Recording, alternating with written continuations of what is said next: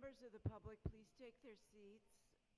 We have our full commission now, so I'm going to call the Planning Commission to order. Those of you in the back that are talking, could you please take your seats? Thank you. Jeff Seymour, would you be our guest to lead the pledge?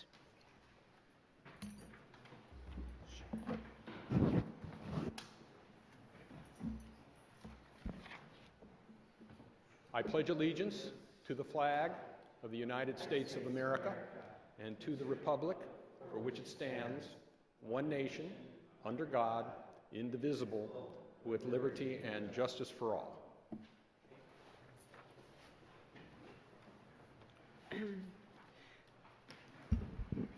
All of you are here. This is the Planning Commission for Thursday, August 17th, 2017. And I welcome you all here. Can we have a roll call, please? Good evening. Commissioner Hoopengartner. Here. Commissioner Cavallaro. Commissioner Bass. Here. Commissioner Elchel. Here. Commissioner Guy. Here. Vice Chair Jones. Here. Chair Buckner. Present. And we have a quorum. Thank you. Next item is item number 4, the approval of the agenda.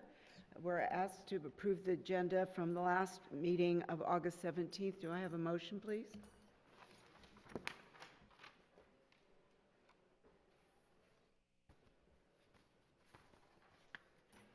The agenda is approved, unanimous. Thank you. The next item is item number 6 is public comment. Mr. Secretary, do we? Approval of the minutes? Oh, excuse me, approval of the minutes. I do apologize. That's the August 3rd minutes.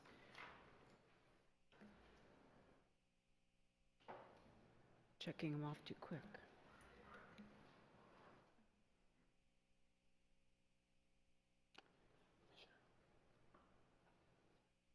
Did everybody vote? Yep. And the minutes are approved for August 3rd, unanimous. Thank you. Now we are ready for public comment. Do we have any speakers?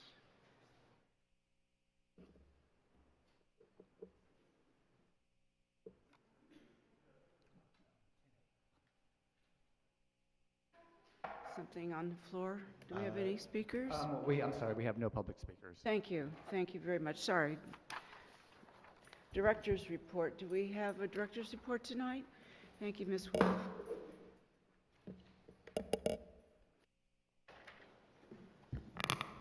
Good evening, commissioners, members of the public. I'm Stephanie DeWolf, Deputy City Manager and Community Development Director. Tonight I wanted to give you just a heads up on some of the items that are coming up on Monday, the August 21st City Council agenda. We didn't have any major items on the last City Council agenda to update you on, so I just have a few items for Monday. Coming up on the consent calendar, one item that you might find of interest is an agreement for services with Gell Studio. This is a consultant contract for a public realm analysis for Sunset Boulevard. So the council will consider this agreement, which will be to analyze and develop an action plan for the public realm of Sunset Boulevard focused on improving the sidewalks and public spaces, making the strip more walkable and welcoming, highlighting billboards and art, and supporting its music and entertainment identity.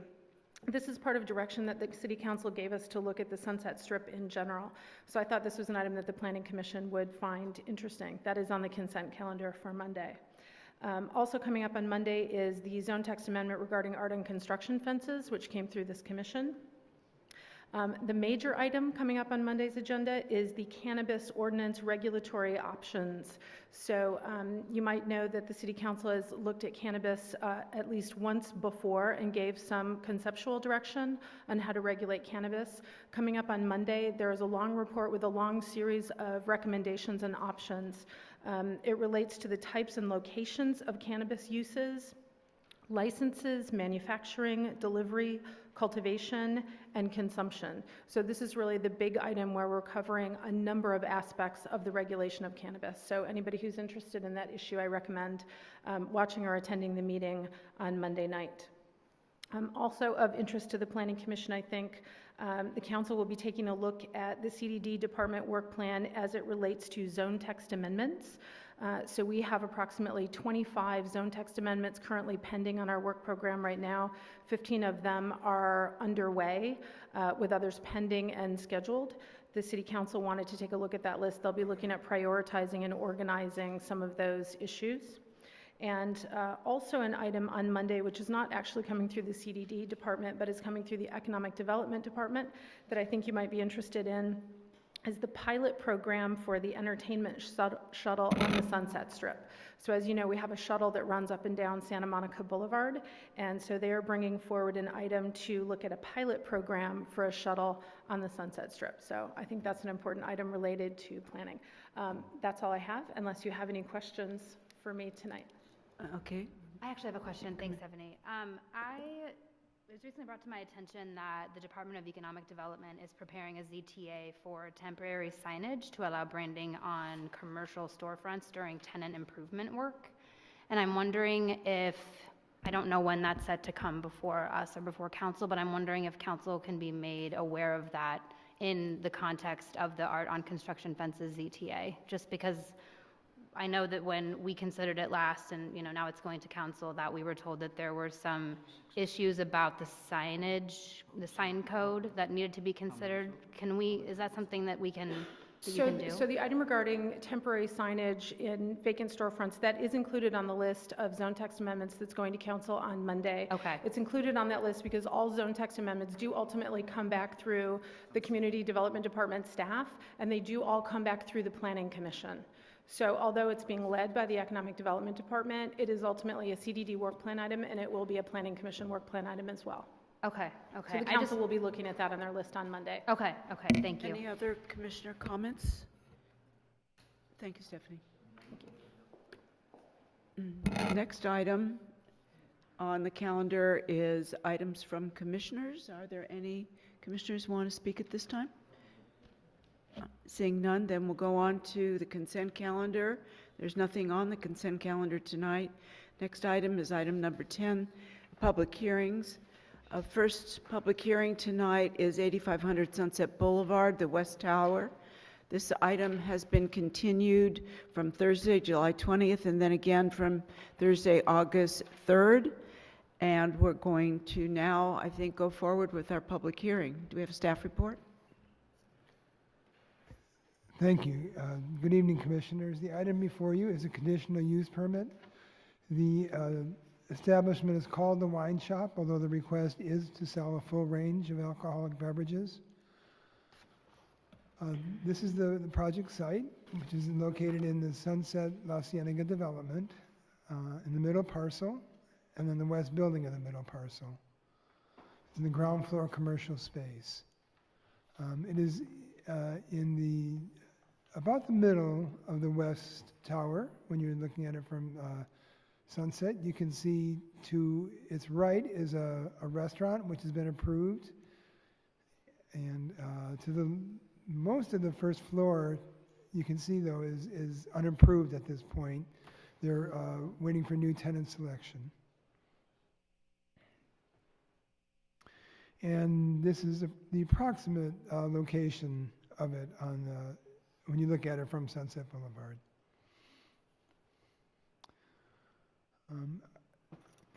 One notable feature of this is that it will have an opening in the interior to the restaurant adjacent to it. Restaurant customers will be able to go into the wine shop and select a bottle of wine to have with their dinner. Both the restaurant and the wine shop will have their own separate entrances out to Sunset Boulevard. And probably the last characteristic worth noting is that the hours of operation are quite limited, 11 a.m. to 9 p.m., and that 9 p.m. hour closing is consistent with other similar conditional use permits that the Commission has granted. I reviewed a few of them from the past 10 years or so, and they were either 9 or 10 o'clock ending hours. And that concludes my presentation. Thank you. Do we have any questions of staff? Okay, Commissioner Alsop. This yes. property Oh, sorry. is a little confusing to me. It was previously owned by CIM and built, I believe, construction was accomplished by CIM. Then it became public knowledge or public information that some other entity had purchased it. Do you know, David or Tim, has that escrow closed? I don't know, perhaps the applicant could John, tell us. I do not know anything about the ownership structure, but I heard that CIM retained ownership of the retail condominiums. So I think they condominiumize that space, but I could be way wrong. The applicant is confirming that. Okay. So the information also was that the people or the entity, whoever it was that purchased the buildings or the residential part of the buildings, did not want to adhere to the entitlements that were granted for those buildings, which were rentals, normal rentals, or normal condominium projects or apartments, but wanted something like extended stay hotels. Do you have any information as to whether or not that is true? But of course, if the escrow hasn't closed, we don't perhaps know that. Well, there was a newspaper article in the Los Angeles Times that talked about the sale and that the new owners of the residential portion were considering using it for long-term stay hotel. The city immediately got in contact with them, and I don't know what their plans are at this point. They have not started renting them as a hotel. There is no violation of the agreements on the site now, I can assure you that. The development agreement does allow people to ask for a change in the terms of the agreement, of course. But that would have to be renegotiated. Yes, and it would. But if CIM retained the ownership of the ground floor condominiums or whatever, or oversight of the ground floor condominiums, then whatever the upper floors did would not affect this. Is that correct? Well, when there's a development agreement, those are usually used for very large-scale, complex projects with a mix of uses. And, this commission and the council and staff puts a lot of effort into making sure that those uses all work together and are, kind of well orchestrated and, But if those harmonious. uses So, are, if the new owner desires to change the major component of those uses for the residential, or what we consider to be the residential component, that would certainly make a difference. I don't want to speculate on what they might propose or how much it might impact us. It would, Well, if it's the kind of change of use that you're talking about, and I think everyone's kind of wondered about, would be considered a major change to the development agreement. It would have to go back before the commission and the city council. It would probably involve a review of the previous environmental impact report and whether there's any more trips generated, all those sorts of things. and whether So or not there would be a very thorough review of how whether, it and it works with all might the other also component involve parts. whether or not the compensation in the DA was sufficient. Could you repeat the question? It could also involve whether or not the compensation in the DA was sufficient. I suppose, yeah. Okay, thank you. That's all for now. Thank you. Any other questions of staff at this point? Yes. Okay, Lynn? I'm sorry, who's speaking? Oh, my name's Tim Foy, I'm sorry. Thank you.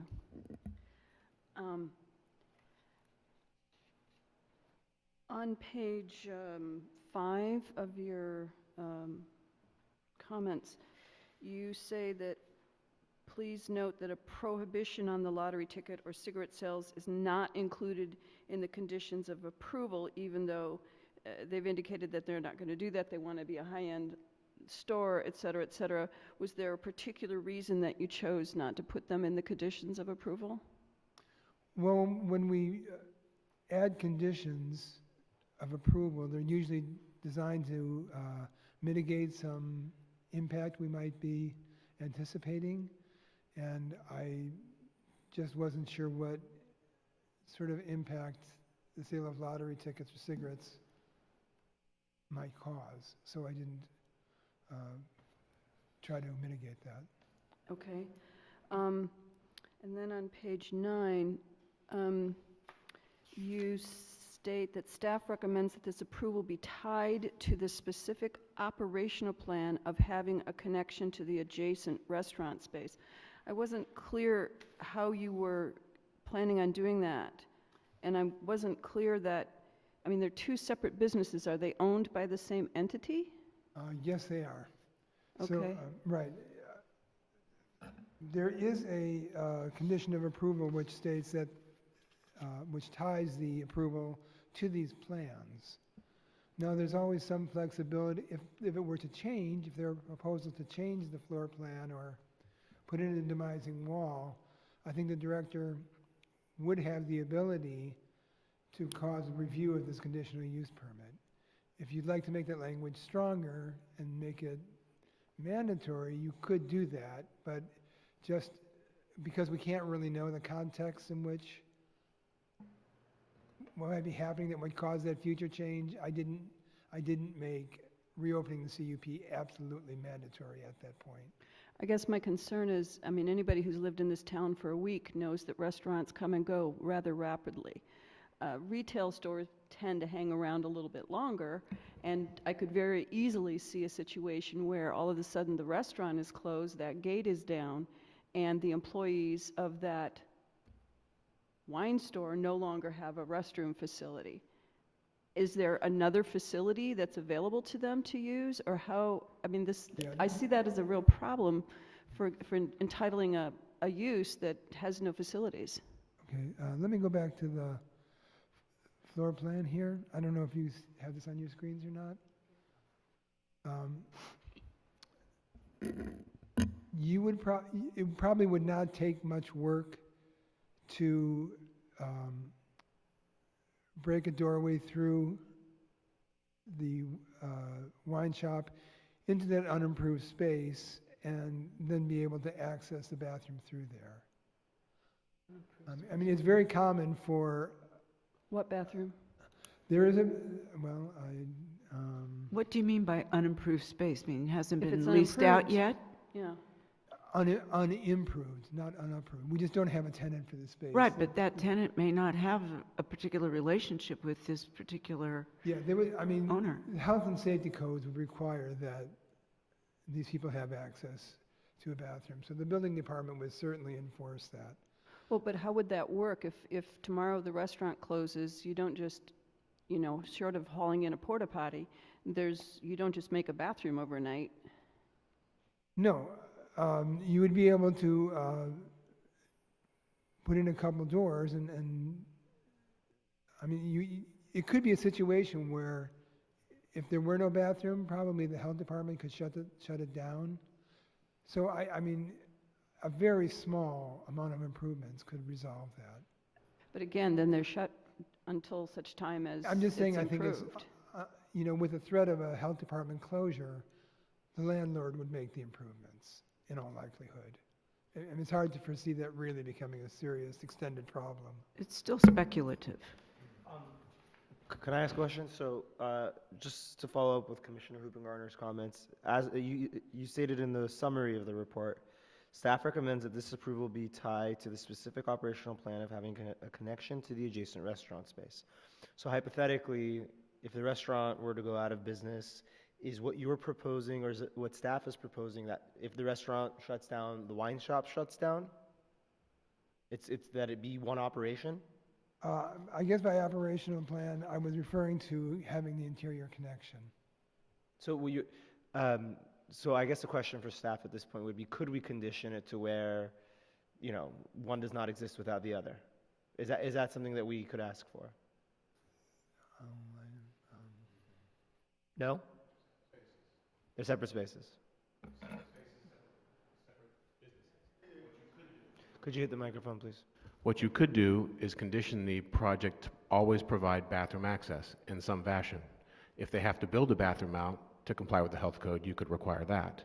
Okay. These are separate spaces, separate entities, possibly under separate ownership, I'm not aware, but you could require a bathroom access at all times. That might solve the problem. Understood. David, would you introduce the city attorney, please? Yes, so this is John Cotty. He is filling in for Lauren Langer tonight, who is out on vacation. Good evening. I should have introduced myself, but thank you. You look like an attorney, so I just assumed. It's a pleasure to be here. Any other comments at this point?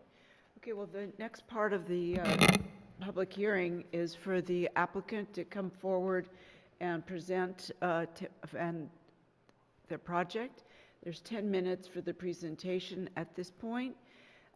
It could be one person or several members of the team, but you split the 10 minutes if you don't need it all, Mr. And then after that, we'll have public comment, and then you'll have time for a rebuttal of 5 minutes. And the applicants, the public each have 2 minutes as they come to the podium. Thank you. Thank you, Madam Chairman. Members of the Commission, my name is Jeff Seymour. I reside in Westlake Village. Good to see you. I'm going to be brief, and the reason for that is I want to introduce Jordan Ogren, who is the managing partner for LA Restaurant Group, and there are some questions, Commissioner, that you had asked that we want to respond to in regard to restrooms and the like. There are a couple of things I just want to mention before I ask Jordan to come up. This is, and the name of this wine shop is going to be Botellia, and we'll explain that in a second. Say that again? Botellia. Botellia. Botellia, yeah. And to clarify a point with regard to CIM, CIM does in fact retain ownership of the retail only at this site. And the shop itself is going to be geared to extremely premium wines, and we will explain why we are asking for a full license in a few moments, but there will be no lottery tickets, there will be no cigarettes. The premium wines we are talking about are those that would include the Montans or Lafittes, so we're looking at very, very high-end wine. There had been a question in relation to parking, and I wanted to try and clarify that. For those who come into the shop and buy a product, there will be complimentary valet parking. So there will be free valet parking for those who come in and buy their bottles of wine or whatever. There are, as mentioned, we are going to be open from or we are requesting from 11 a.m. to 9 p.m. And at this point, I think it makes sense to introduce Jordan to come in and provide you with his vision as to where he was going when this shop was designed and where we want to go with you as we move forward. So, Jordan? Madam Chairman, we will also be here, obviously, to respond to any questions that you, the Commission, may have or others. Okay, thank you. May I remind those who come to the speaker stand to state their name and city of residence. Good evening, Commissioners. My name is Jordan Ogron. I'm a resident of West Hollywood, and good evening to the members of the public. The original thought behind this wine store is that myself, my business partner Bill Chait, along with Fred Siegel and CAA, we're all the collective partners of LA Restaurant Group. Our idea behind the wine store and attaching it to the restaurant was such that CAA actually has a gift department with 12 full-time employees, and their job is to spend $50 million a year on gifts for everyone at CAA. So that's agents, publicists, and all the celebrities from Julia Roberts all the way to the most famous sports star. And so our idea behind this was, since CAA are our partners, that we could work with them to kind of make this a wine store for them to call to get fine wines for their clients. Right now they buy from the Wine House or Wally's or a mixture of places around the city. But Bill and I saw it as a smart business decision to get CAA to use us as the priority wine store since they're partners in the wine store. So that was the original idea behind that. I've been in the restaurant industry for almost 10 years now. I worked for Bill Chait. I opened Rivera with John Sedler in downtown. I opened Bestia, also in downtown. And now I am a partner and an owner with Bill. I'm no longer an employee, so I'm happy about that.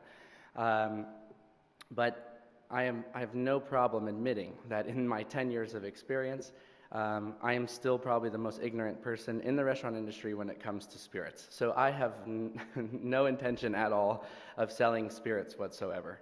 And as a resident of West Hollywood, and I have been for almost 10 years now, and I truly enjoy wine and great wine at that, and it kind of breaks my heart as a resident that I have to drive to Beverly Hills to go buy a good wine. And, you know, whether it's Wally's or Heritage Fine Wines.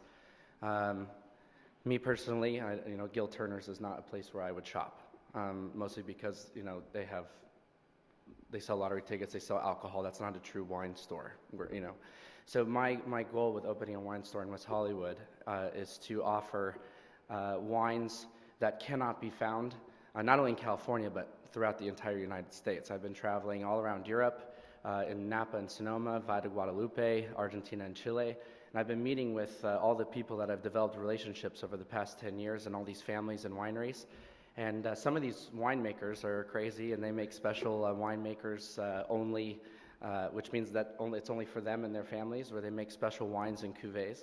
And because of my relationships with a lot of these winemakers, they will be, they have been more than willing to offer to send me a few cases of these special bottles that are not sold anywhere, not even in their own country. So that's really the focus of my wine store, is offering wines that you can't find at Wally's or Greenblatt's or Pink Dot or anywhere else that, that we'll be competing with. So it's really a focus on standing out in that way, so that when you go on Wine Searcher and you try and see how expensive a bottle is, you can't find it on there. So. Okay, you still have some time. Do you want to take more time or some questions? Yes, Mr. A question might come up about why we want a full license. That's my question. Yes. So the relationships with wineries or winemakers and spirits are such that there are some wineries that own spirit brands. So without getting too detailed, there are some opportunities that when you buy high-end wine from, let's just say as an example, Mouton Rothschild, if I buy that wine over and over again for 5 to 8 years, there will be an opportunity where, if they have a partnership in, let's say, Yamazaki, they will offer me one bottle after 8 years of Yamazaki 50, which is a $120,000 bottle of Japanese whiskey. So if I ever have the opportunity to get my hands on, but this is not like where you can call and say, hey, give me a bottle. They offer it to you, and it's up to you if you want to buy it. But like I said, it's $120,000. Would probably retail for about $150,000 to $180,000. And some other things like vintage Macallan, 1950, stuff like that. I will not be calling reps to find spirits, but if anything is ever offered like that, I want to, one, be able to sell it legally, and two, make money off of possibly selling it to a collector or to a celebrity at CAA or whatever it may be. But chances are it will never touch the shelf. It will be just a few phone calls to special clients or collectors or whatever it may be. So there's no intention to sell spirits other than for that very reason. You do understand, though, if you go out of business, which it doesn't sound like you will, but let's just say you do, someone else then could sell spirits at the location. All of a sudden, they could sell Smirnoff and whatever else. Mm-hmm. I do understand that, yes. And you understand that perhaps it doesn't make sense for the city to give you a permit in the hopes that you might, in 8 years from now, get a chance for that bottle of bourbon. I'm sorry, can you repeat that, Commissioner? I said, do you understand that maybe it doesn't make sense for the city in the hope that in 8 years from now you might get a chance for that big bottle of bourbon to give you a permit? I do understand that, but at the same time, our brand and what the thought behind the wine store is we're kind of basing the design on hedonism in London, which is, our brand is not. When you talk about the thought behind the wine store, and in all of this paperwork it's referred to as the wine store, you're not naming it the wine store. And nothing about the fact of identifying it solely with wine is even in its name. Commissioner Altra, we actually are. We, in the front, which we're going to be sending approvals if we haven't already, but we're going to actually be putting a phenomenal sign outside in very big letters that says wine. So it will be branded as a wine store. But not in the name of the store. Well, the Boutellier is actually... Bottle. No. Little bottle? Boutellier is a combination of boutique and atelier. And the word Boutellier in French, many, many years ago, was actually what the name of the officer in charge of the king's wine was. So I saw this as a brilliant name. It's more of a luxury name. Name is fine, but it doesn't signify wine to those of us that just speak English. Okay. In other words... But this is for internal branding. We're not using it outside. It's just going to say you're wine getting a little outside. esoteric. You want to grab that bottle of Japanese something or other that you're entitled to after 8 years, and you want to use a name that some French royalists back in the 18th century knows implies wine, but the rest of us don't. It doesn't, to me, make sense. Okay. Can I ask a question? Sure. It sounds like CAA's gift budget is pretty hefty, and I don't expect you to know all the details of, what, percentage of that $50 million is allocated to wine or spirits purchases, but that you know of right now, is CAA a patron of any wine or spirits shops in West Hollywood, or is there not an opportunity for that here? Jobs, you said? No, is it a patron of any shops, like wine shops or liquor shops? They this? do buy from Wally's and Winehouse, that I know for sure. The majority of their business goes to Wally's because Okay. they have the largest selection. And they know that I plan on competing heavily with Wally's, mostly because if I am selling the same label as Wally's, I'm not going to be selling the same vintage. So that, again, that's the same focus that I'd like to repeat, is that I don't want to carry anything that you can find at Pavilions, Wine Selection, or anywhere else in West Hollywood. I want to stand out and offer things that other people can't.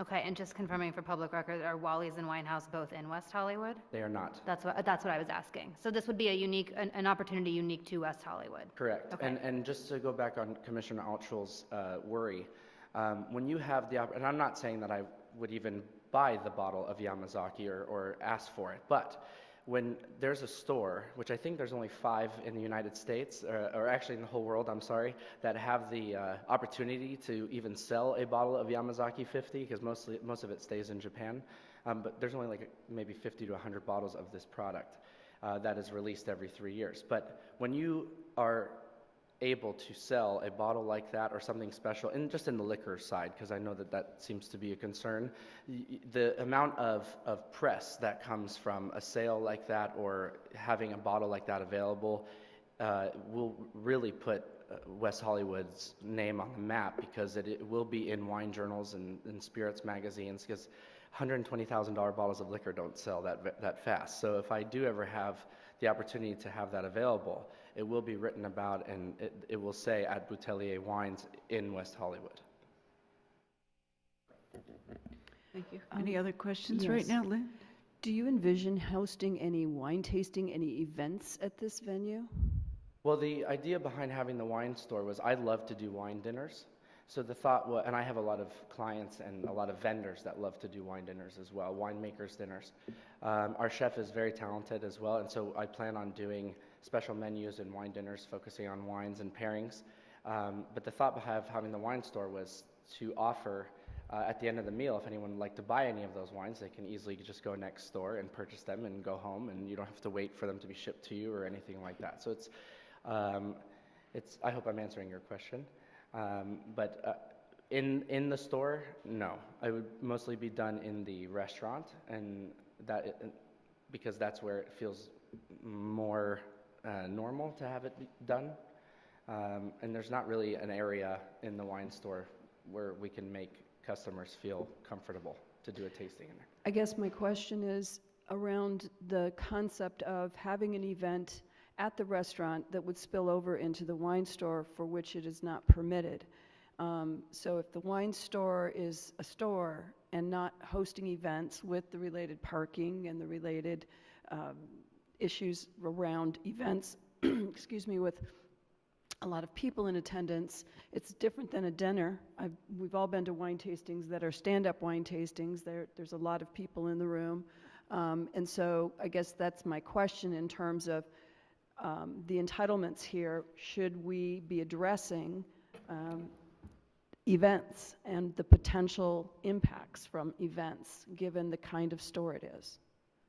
I'm going to say this is not something to worry about. All the stations in the wine store are being custom made, heavy millwork and carpentry, and this is not stuff that we'll be able to move. So what is stationary in there is stationary, and it makes me nervous now thinking about having too many people in there at one time, because God forbid somebody knocks something over and it breaks. That's a lot of wasted money. So I don't see any, nor do I want any large masses of people in there at once.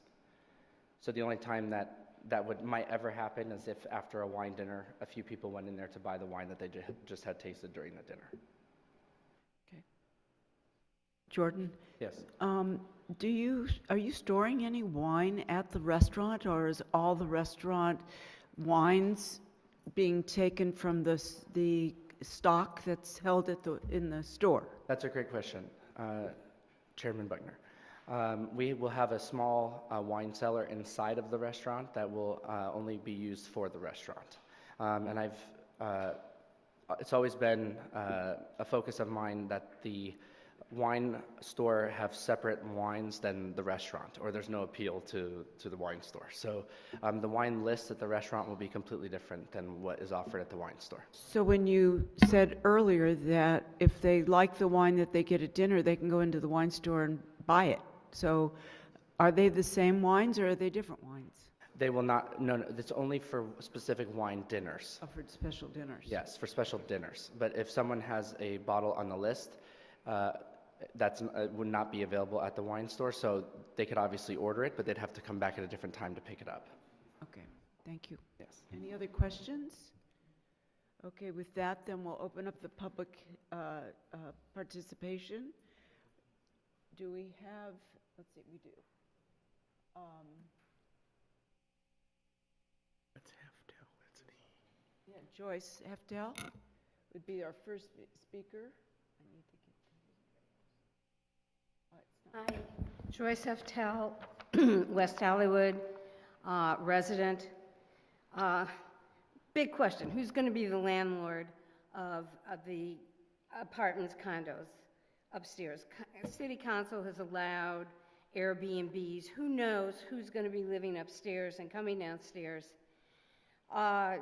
This wine shops, they could have a non-store, and CAA would be ordering and buying. So it doesn't have to be on the Sunset Strip. This is a liquor license for all kinds of liquor that, if none of this plan works, will be sitting there on Sunset, and who knows what will be in there. We don't need another liquor license unassociated on Sunset.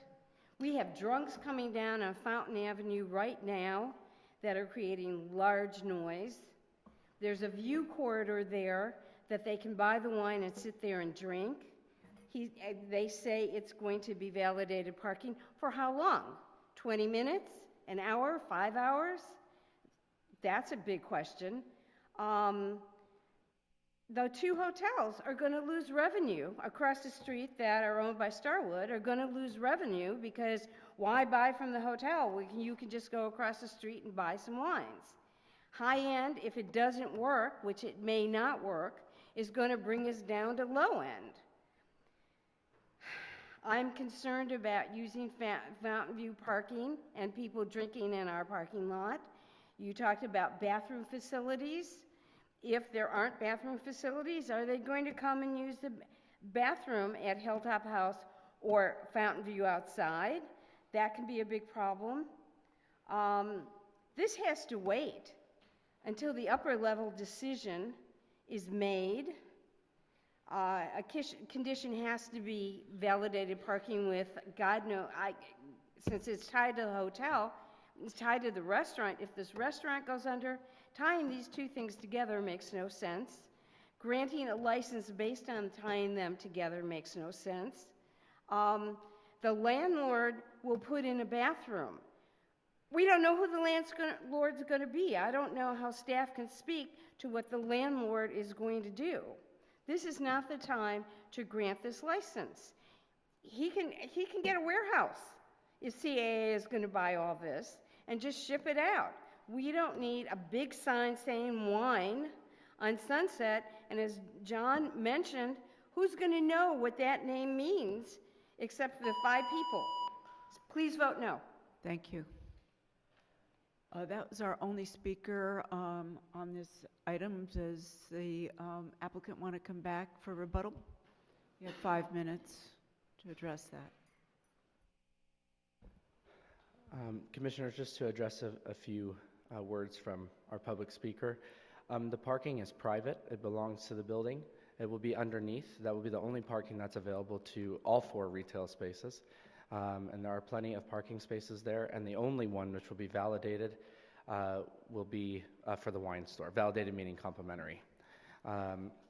In regards to her worry about the Starwood Hotel Group, even if we weren't going to open this wine store, the discussion could be made that they can easily walk across the street on the other side and get cheaper wine and liquor and beer from Pink Dot across the street. So I don't think that is a concern, and I don't think that will happen. And anything else?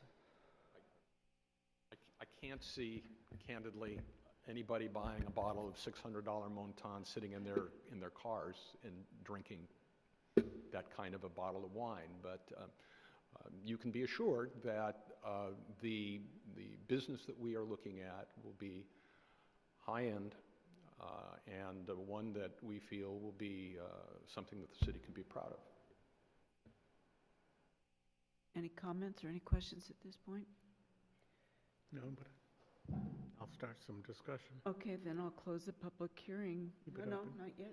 Keep it open. Keep it open, okay. Any disclosures from commissioners? Yeah, I've had a phone conversation with the applicant's representative, and we contained what was discussed in the staff report. Any others? Same. Thank you. All right. And you too? Now you have a question? No. but I'll- Comments, open for discussion? Comments.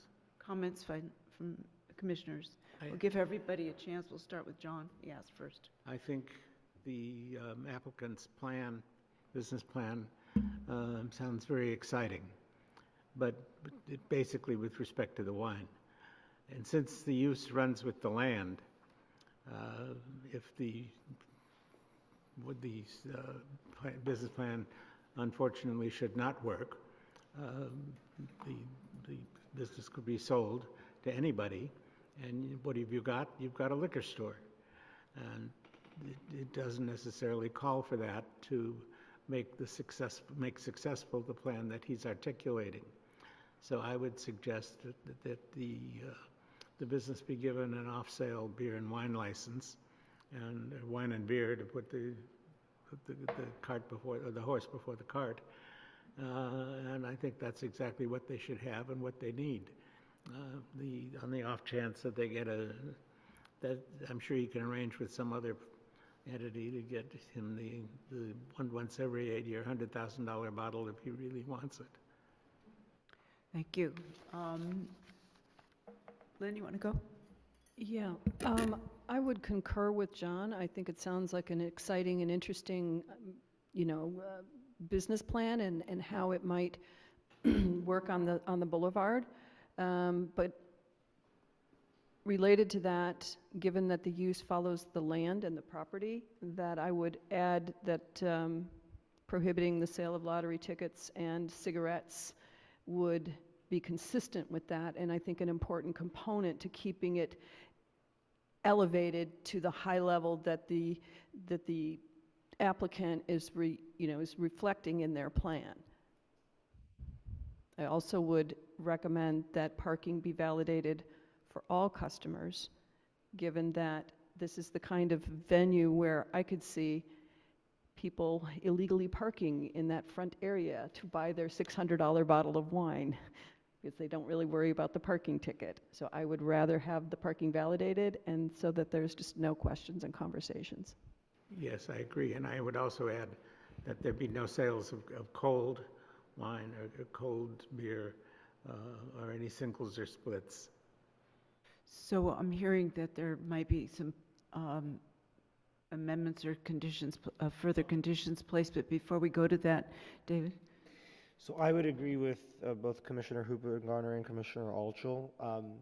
Initially when I thought about the concept, when I was reviewing the application, it felt to me a little bit like I had mentioned to you earlier, John and Vinny's on Fairfax, where have you been? Where you have the wine shop in the back, and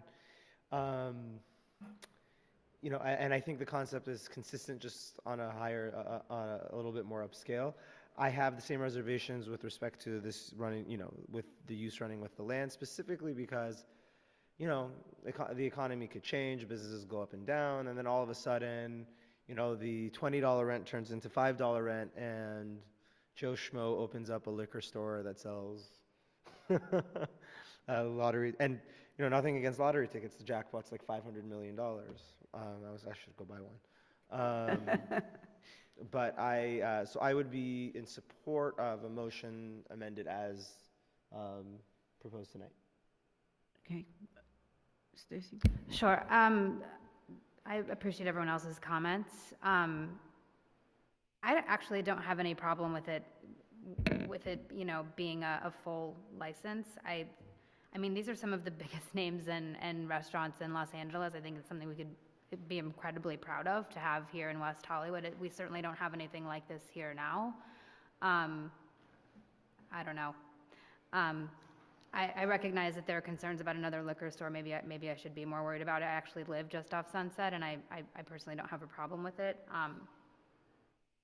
I'm inclined to support it as is right now. Thank you. Rogerio, do you have any comments?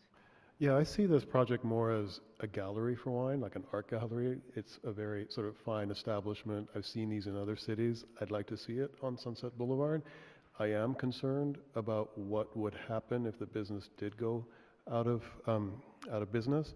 And in speaking to staff earlier and understanding that the 11 a.m. to 9 p.m.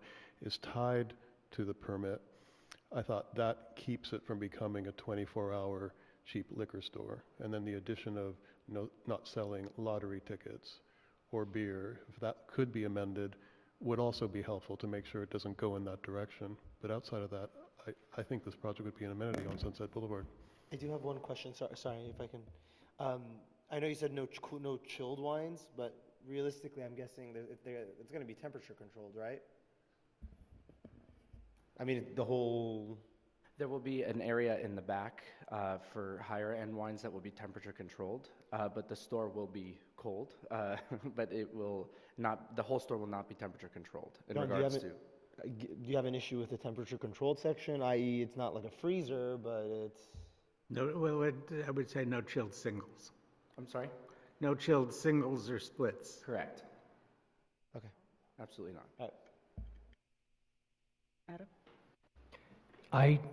I'm very much where Rogerio and Stacy are on this, and that I don't see an issue with the full permit, but I do like the idea of adding the lottery ticket and cigarette prohibition on this. Yeah, my concerns were the same as everyone else, and so I don't want to just reiterate what everybody else said. I don't want to see this business end, and something that we don't want to go into that space replace it. So I believe the hours, as well as restricting lottery tickets and cigarettes, would sufficiently accomplish that. So I have a little bit of concern. Certainly hope that it's going to be successful and will continue to operate beyond my years. But I am concerned that does the conditions and the entitlements run with the land. And should it happen that the economy changes or something happens, then there's always that possibility. Since the applicant is not really planning to sell hard liquor, I don't see any problem with just limiting it to beer and wine. I think that just would keep that high-end wine situation going. I also think that that we should amend it to prohibit lottery tickets and cigarette sales. There's no reason not to.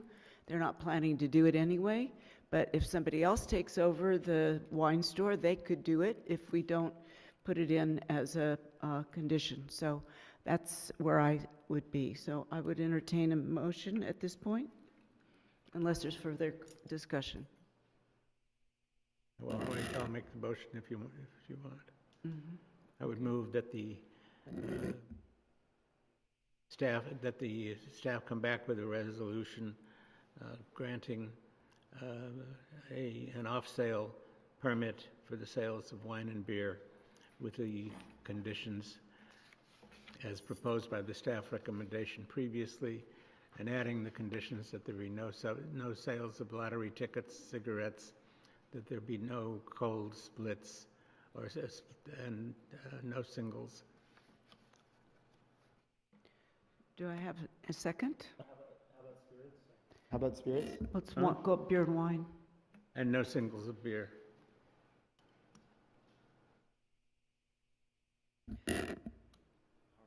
So just to confirm, so we would amend condition 2.1 in the project description, amending it from a sale of full range of alcoholic beverages to beer and wine only.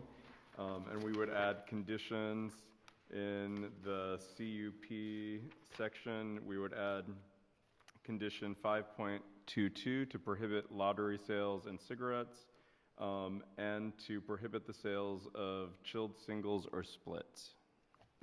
I'll Which second that would motion. mean, I'm sorry, but 5.15, your wine color products would go away as well. And we would delete condition 5.15, correct?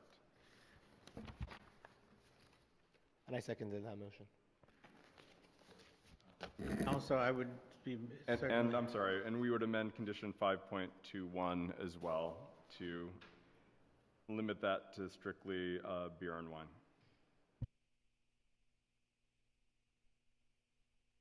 Are there any questions before we have a vote?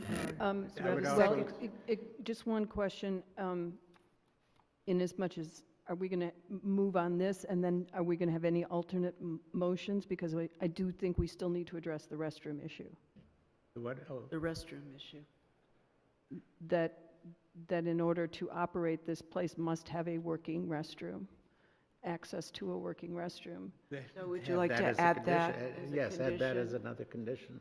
Would you, the person who seconded it was I- Commissioner Guy, would you accept that? I would, but staff has a comment. I would, condition 5.7 states that the opening between the retail space and the adjoining restaurant shall remain open at all times that the retail space is in operation, Oh, there you go. unless and until an alternative access to the shared restroom is provided That's fine. through a That's- path which does not utilize the restaurant space. I think that's acceptable. That's accessible, excuse me, acceptable. I would even say it's maybe a little harsh. It doesn't have to be that shared restroom. A restroom facility would be more Alternative access to appropriate, a but restroom. whatever. Or alternate access to a restroom facility.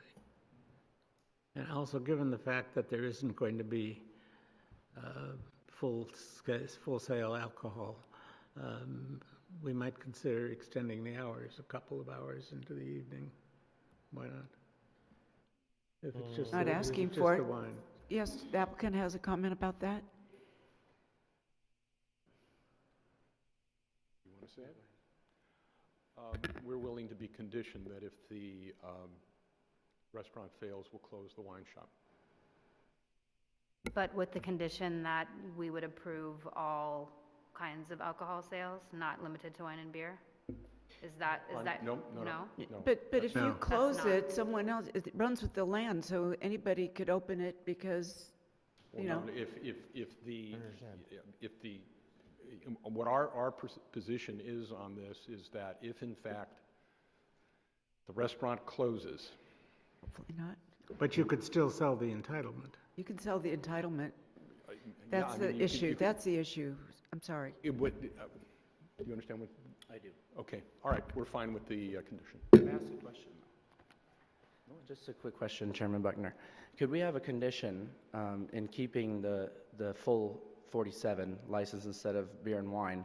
Is it a possibility to have a condition that if the businesses do go out and we have to sell the permit, can the permit be approved by this commission or the city of West Hollywood?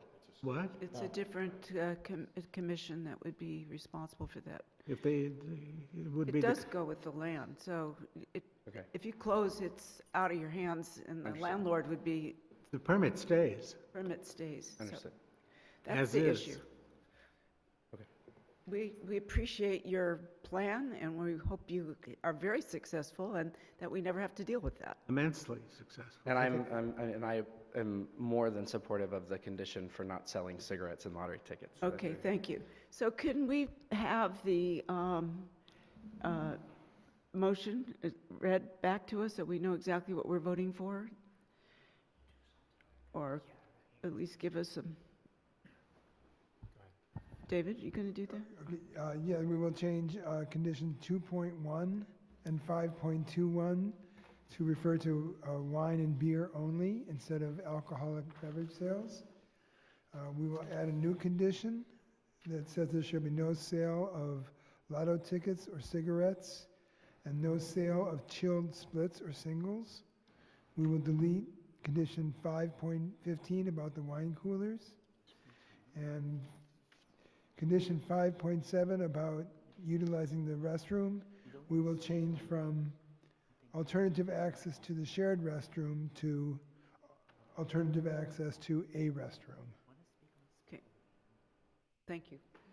Any questions before we vote? Nope. Okay. Take a vote now.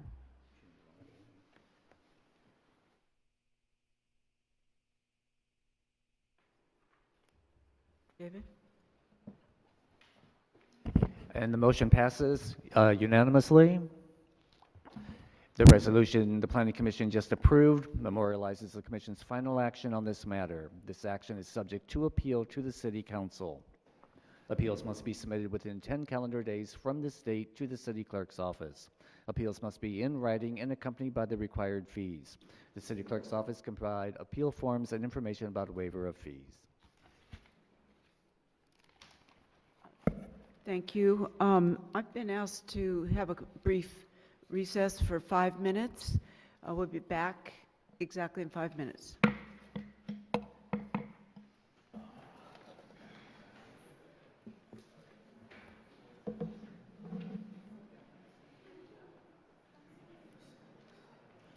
socks, where is it? It's somewhere.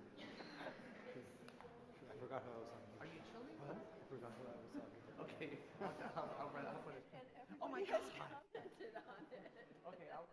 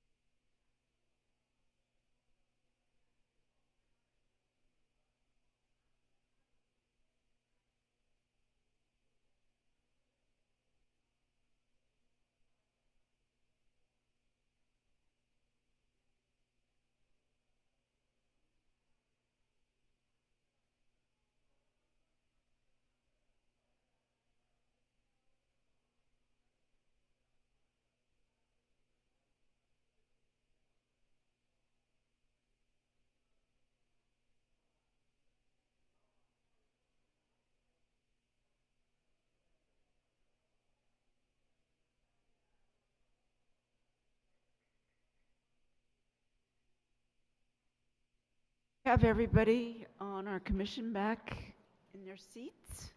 Where's David?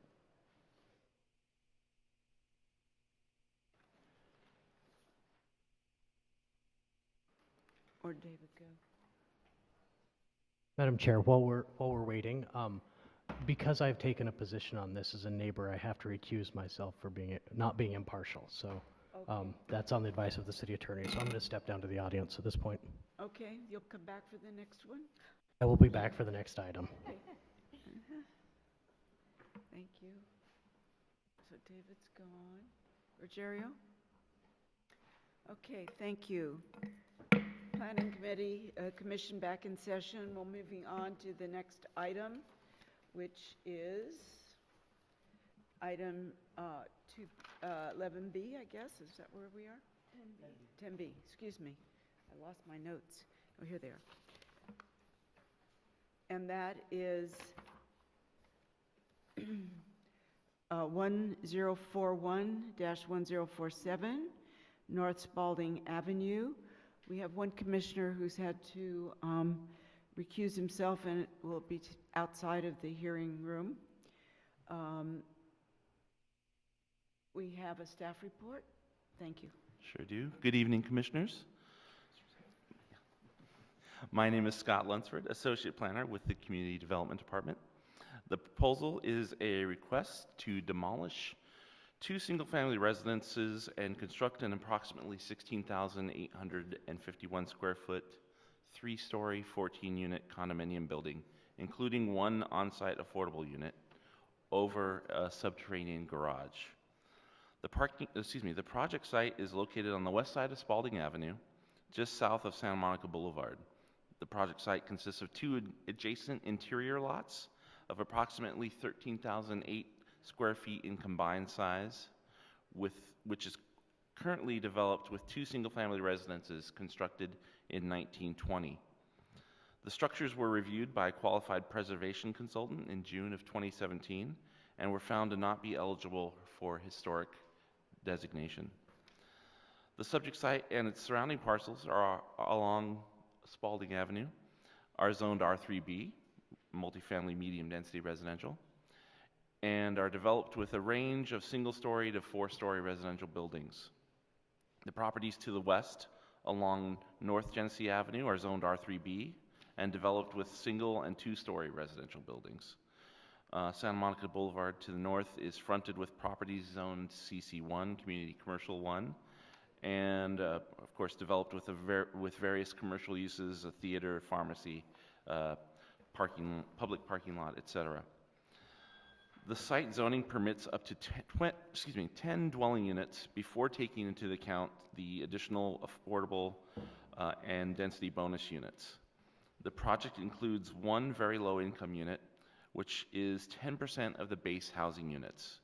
Based on this percentage, the applicant has requested a 32.5% density bonus, which is allowed under the West Hollywood Municipal Code and the state density bonus law.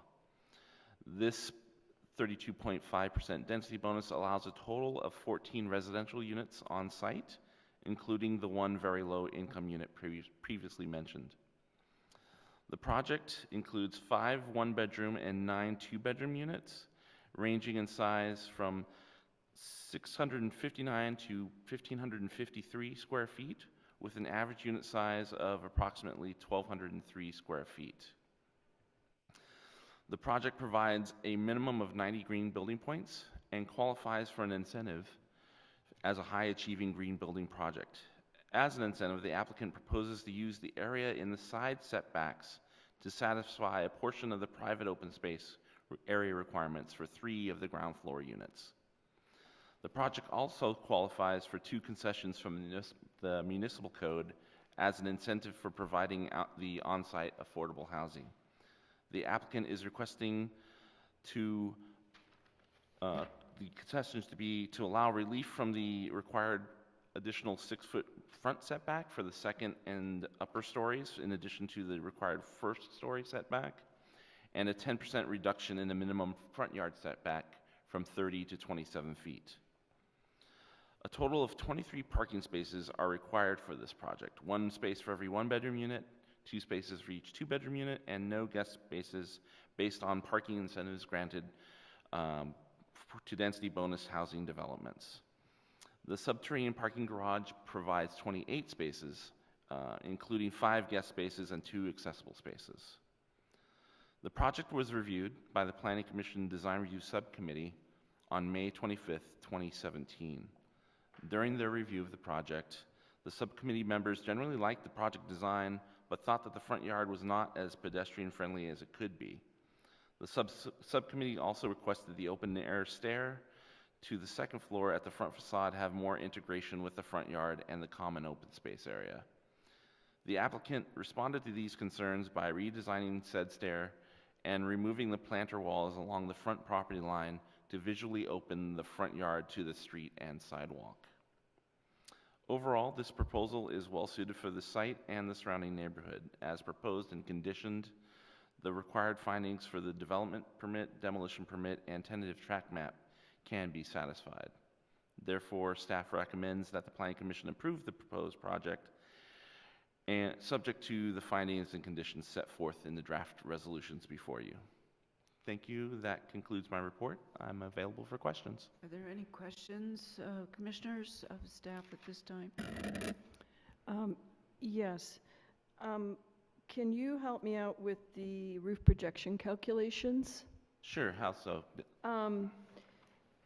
I was not able to ascertain what was being included in the calculations from the plans on A104. In particular, it was not clear whether or not the solar and PV panels were included in those roof projection calculations. They are included in the calculations, but also keep in mind that the walkways that are on the second floor are the roofing, or majority of the walkways are the roofing for the bottom floor, or for the first floor. So those are also included in the roof area, even though they're not all the way up on the same plane as that roof. They are still roof area for that 15% calculation. Okay.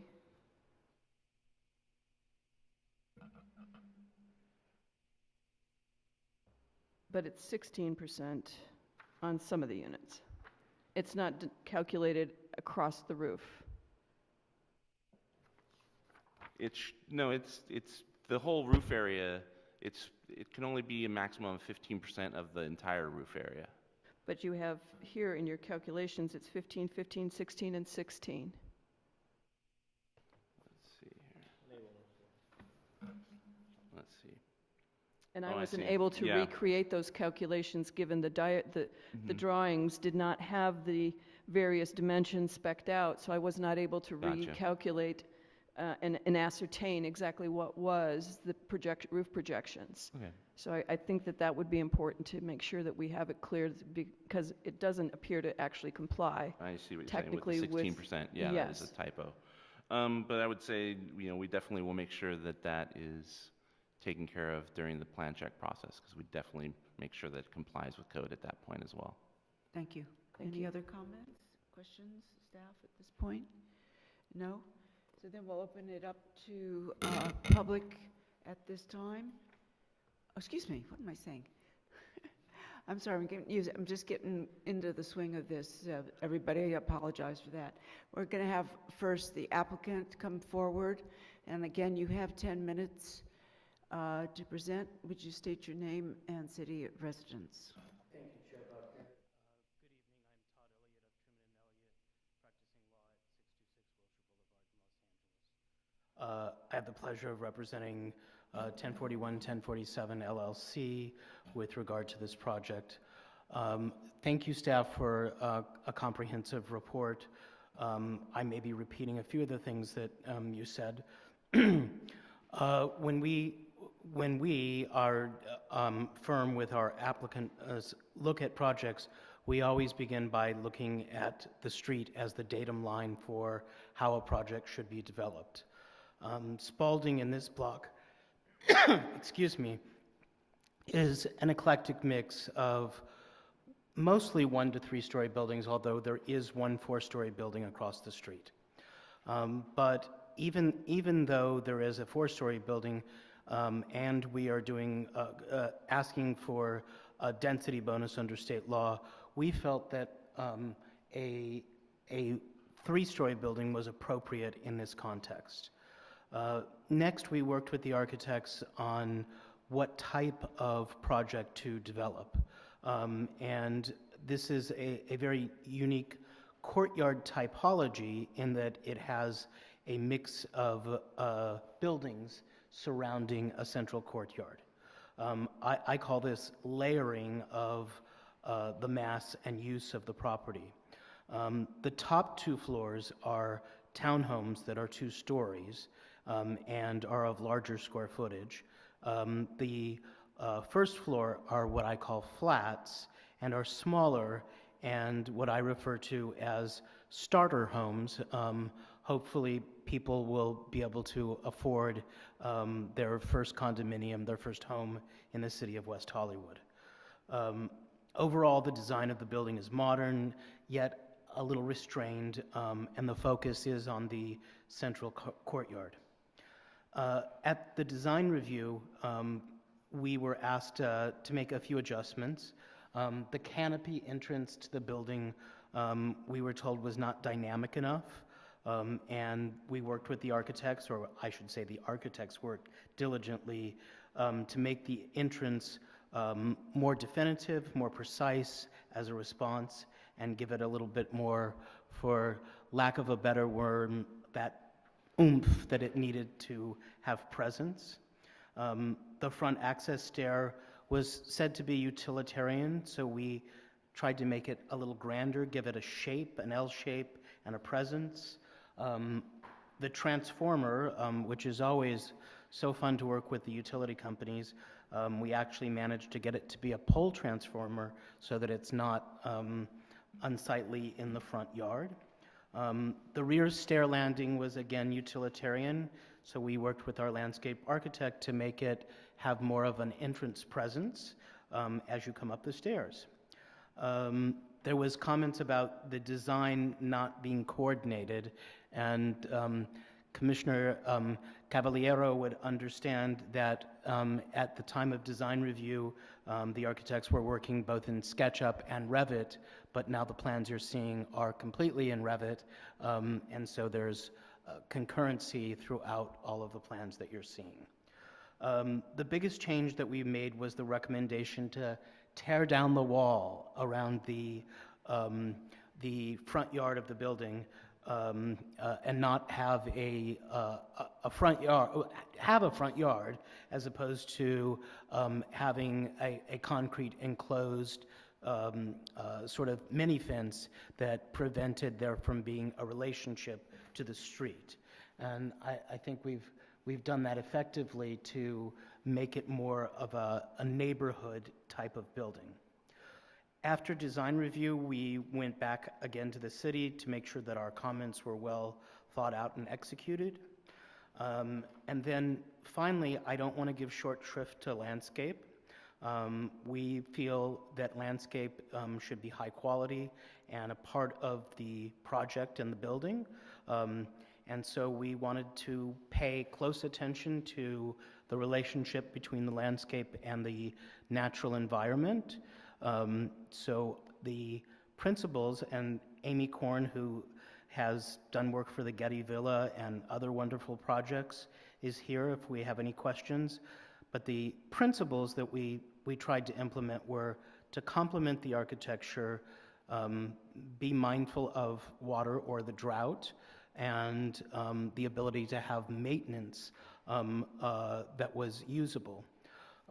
You'll first notice, although this is a model without colors, that in the front yard there's 2 trees of differing types. One is a silver dollar gum tree, deciduous by choice, tall and stately.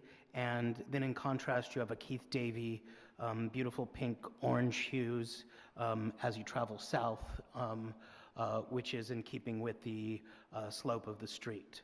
The choices she made of shrubs and vines and plants are truly beautiful because at every time of the year, you always have something blooming, some color at the building to catch your eye. I think Scott answered the question about the roof calculations. We actually have 1,088 square feet of roof at the first level that we have credit for. I'm sure the city's Department of Building and Safety will carefully make sure that we are at the 15% level that we are required to maintain. The applicant team is here. If you have any questions for the architects, the landscape architect, we respectfully request that you approve the proposed project. It is in substantial compliance with the general plan and the zoning code. We know of no health or safety or violation that this project would create, so we respectfully request your approval. And we are available to answer any questions that you have. Thank you, Todd. Are there any questions by? Yes. Just one about the green wall. I see it painted green, but I'm not sure what's going to be planted on it. I'm sorry, I couldn't hear you. The green wall? The green wall, yes. I'm going to ask Amy to come up because this is going to be a landscape question that might go beyond my not-so-green thumb. Thank you. Thank you, Todd. Good evening, Commissioners. It's nice to be here. In reference to or respect to the green wall, we are planning on using a light cable, stainless steel cable system versus a heavy system. And the vine that we've chosen is the snail vine. Is the Vigna? Yeah, Vigna, with cycad down below in the atrium, but a drought-tolerant cycad and ground cover. So that's the lightweight palette that we have for the atrium space. Well, that should fill in that space in about 6 months. Say again? It should fill in that space in about 6 months. That's about right. Yeah, yeah. At that height, yes. That's what we'd hope for. Yeah. Okay. Any other questions? No? All right. Then we'll open it now to the public. You still have some time, I believe, if you want to use that when you rebut. I won't take any more of the Commission's time right now. Thank you. All right. Thank you. Okay. The first speaker is Shane Herbert, will be followed by Nadim Itami. And when you come, please state your name and city of residence again for us, please. Hi, good evening, Commissioners. My name is Shane Herbert. I am a resident of West Hollywood. In fact, I'm one of the single family homes adjoining this construction. So I have actually no objections to this construction going forward, this property. But I do have some concerns which hopefully can be addressed this evening. During the construction phase, I'm very concerned because there's a lot of businesses directly on Santa Monica Boulevard. And already at this point, during business hours, Monday to Friday, Spalding is very full of cars. So during construction, I'm wondering where are the construction workers going to park? I do work from home, and I do have guests that come through almost on a daily basis. I'm a filmmaker, and I do have meetings at the house. So once again, I am concerned about the congestion of parking in the street. And then on another point, as I do live there, and as you can see, it's all single-story homes directly around the property. And these are going up 3 levels. The noise, is there going to be a fence or something? I don't know what levels it's going to be. There's going to be subterranean parking, which is going to be loud. I'm aware of that. But just, is there any fencing that's going to be reducing the noise during the day, during construction, and especially when it's up around the 3rd level? Thank you. Thank you. The next speaker is Amy Korn, followed. Huh? Excuse me. That was Nadim. Nadim Itami? That was him. Nadim Itami, sorry. And Amy Korn after Nadim. Is Amy not here? Amy and Nadim are part of the applicant team. Okay. So, They came in the wrong place. Okay, we'll skip them at this point, and we'll go to Kip Dixon. Kip is part of the applicant team. Oh, all of you are on part of the applicant team. Okay, So then we don't have any other members of the public that want to speak to this issue? Is that correct? Okay, so then we'll keep the public hearing open until after we have a chance to discuss. Are there any disclosures? Oh, come back. Sorry, Todd. I should have taken a cue from your walking up to the podium. No worries. Good evening again, Todd Elliott, City of Los Angeles. As to Mr. Herbert's questions, we would invite him to talk to us after the meeting, but as the commission knows very well, the city is very strict in requiring a construction mitigation plan. Hours of construction are 8 a.m. to 6 p.m. Monday through Friday. The construction workers will not be allowed to park on the street. They have to find other parking off-site. They cannot burden the residential neighborhoods with parking on the street. Because Mr. Herbert is the most affected, I would say, and although I think there is another house on the other side and we met the owners, and I think it's not occupied right now, I'm not sure. But in any case, we would endeavor to meet with them. Part of our construction mitigation plan will require to have a neighbor meeting at least 2 weeks before construction starts, and we would be happy to work with him to try to make it as easy an experience as possible. And you will notice the neighbors about that meeting a few weeks that before construction? That is always required as part of a construction mitigation plan. Thank you. So there will be some noise mitigation during... The city does not allow noise at a certain level, above a certain level, on any project. I think that the noisiest part is usually the demolition. Demolition and digging down. Right. Okay. So you're going to work with staff on all that and Absolutely. inform public, neighbors especially? Yes. Okay, any other comments or questions? Not seeing any, then we'll go to the disclosures. Any?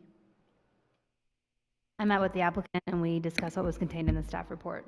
Thank you. Kip Dixon and I work for the same program at UCLA at Cal Poly Pomona. Okay, so you know Kip. None? None? Okay, then. We'll keep the public hearing open for a little bit longer just in case, and we'll have discussion at this point. Who wants to go first? Roger? Rogerio? Sure. I've always liked this project from when I first received the drawing packet, and after seeing the presentation, I like it even more. It's obviously very thoughtful and falls well within the tradition of courtyard housing in West Hollywood. But unlike a lot of recent projects in West Hollywood, which try to incorporate courtyard concept, this project inherently understands the relationship between built form and negative space, so that courtyard isn't always in shade, or you don't have this tunnel funnel effect when you're walking through the courtyard. I like the retractable gate out front because I think that will make the building more visually inviting as you trespass across the sidewalk in front of the building. I like the exterior circulation in the courtyard because it will provide variations of visual and social engagement for the people within the building.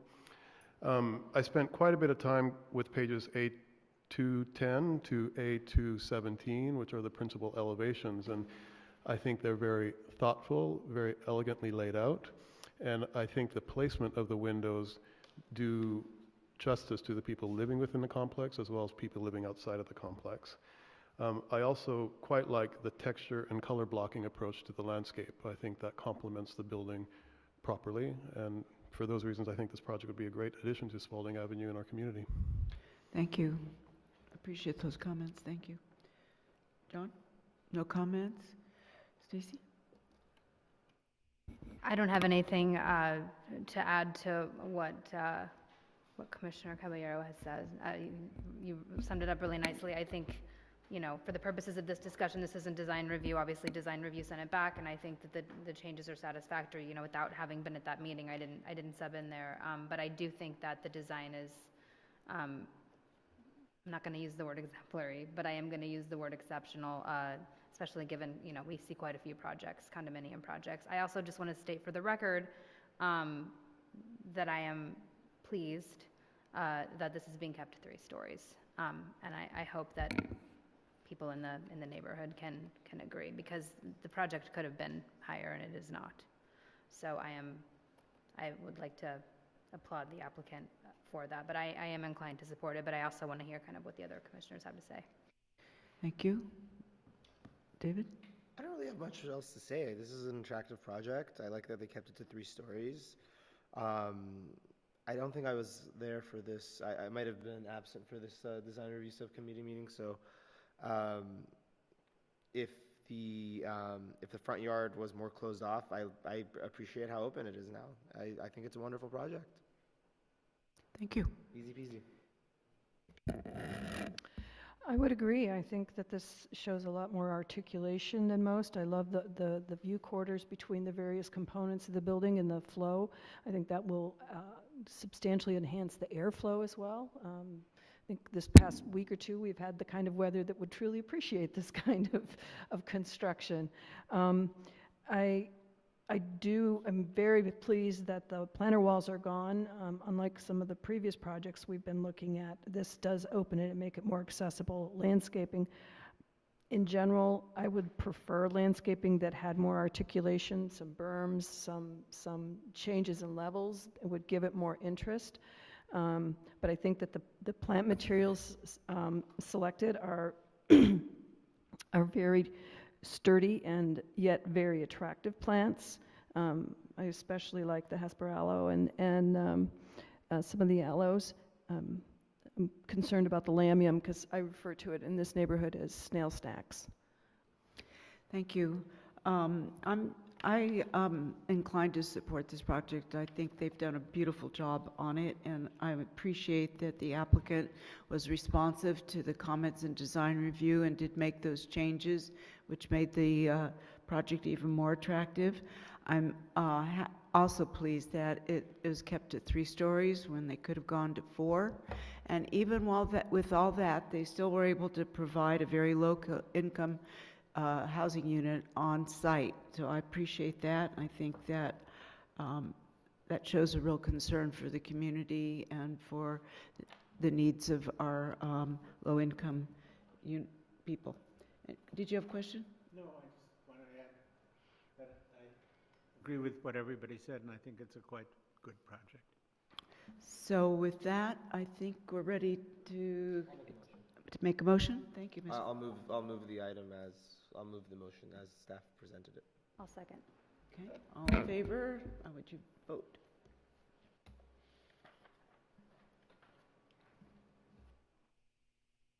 Thank you. And we have 6 ayes, and noting Commissioner Bass is recused.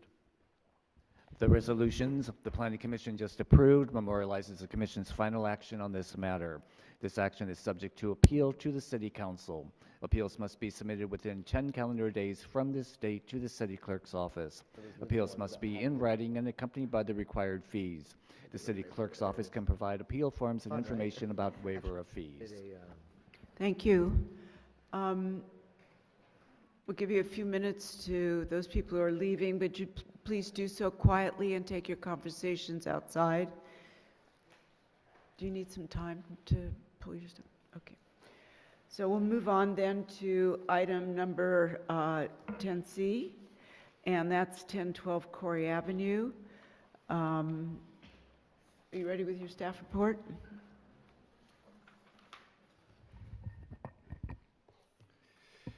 Good evening, Chair Buckner and members of the Commission. I'm Adrian Gaia with the City's Current Planning Division.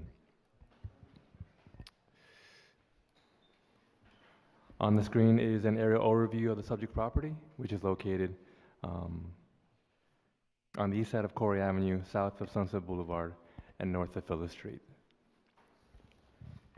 Most of the development along Corey Avenue consists of 2-story multifamily buildings in a range of architectural styles and periods of construction. The 3-story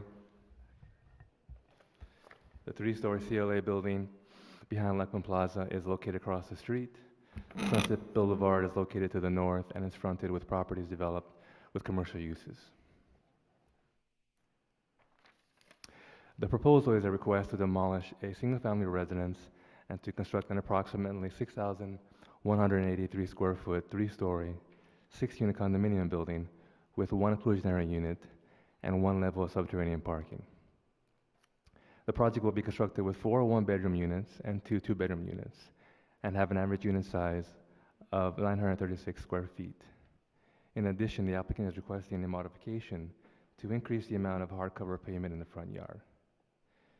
Because the project provides 1 affordable dwelling unit, the project is eligible for a 35% density bonus and 2 concessions. The project is seeking to allow an additional story and to reduce the front yard setback from 19 foot 6 inches to 17 foot 7 inches. Both of these concessions are on the list of concessions that the city offers. The affordable unit being provided is a 1-bedroom unit of 820 square feet, which is comparable in size to the other 1-bedroom units in the building. The project complies with all development standards with the exception of the modification to increase the amount of front yard paving from 45% to 49.5%. The increase will allow for fire department access from both side yards. The expanded paving area will not come at the expense of providing significant landscaping. The increase in the front yard paving will not result in an undue burden on other properties. The project is subject to the green building ordinance. As such, the project is going to be a green building as it will exceed the city's current 60-point green building requirement by proposing 90 points. By reaching the 90-point threshold, the project will benefit from one of the green incentives the city provides. As an incentive, the applicant is requesting that the private open space requirement be transferred to and provided as common open space area on the ground floor and the roof deck. The project was reviewed by the Planning Commission Design Review Subcommittee back in January. Overall, the subcommittee members believe the project was well designed. The subcommittee just suggested minor architectural modifications to the building's north elevation and to consider an alternative material to the building's exterior finish, both of which were incorporated into the revised version of the building's design.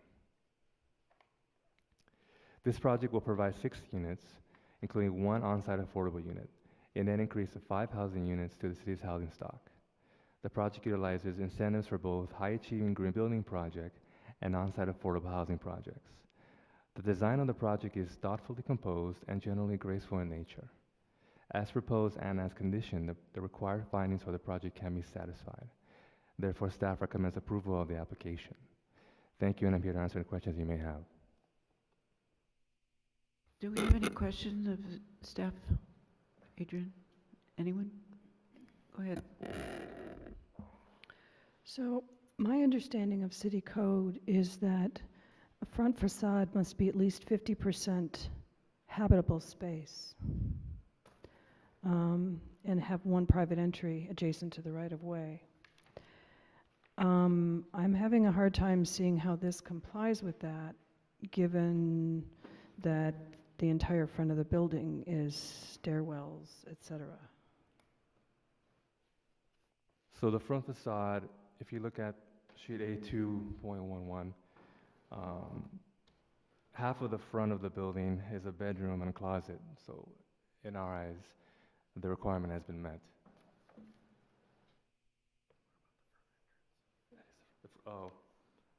The front entrance to the unit is on the side, but it has the main entry from the street. So the habitable space is the closet? The closet, yes, it's part of the unit.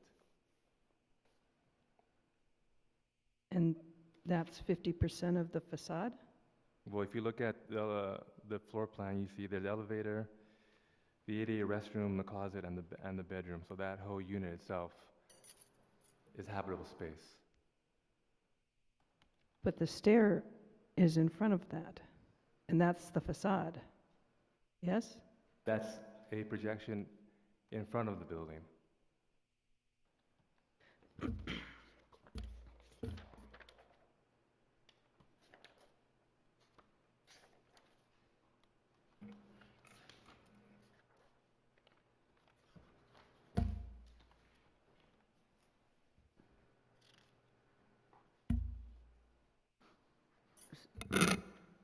So Adrian, you're saying that that does comply with the city code? Correct. Thank you. Any other comment? Rogerio, no one? No one? Okay, then, we'll move on then to the applicant who's going to be here. Honorable Commissioners, how are you? Hi. Can you bring the mic up a little bit so we Yeah, can hear you better? absolutely. Thank you. Got a presentation. Okay, great. Thank you very much. Thank you. Honorable Commissioners, my name is Aaron Green. I am the president of the Africa Consulting Group, and I have the privilege to represent Elite Investments. Joining me here this evening are members of the ownership for Elite, as well as our very passionate and talented architects from Boshi Architects, as well as my colleague Robert, who's worked with me closely on this project.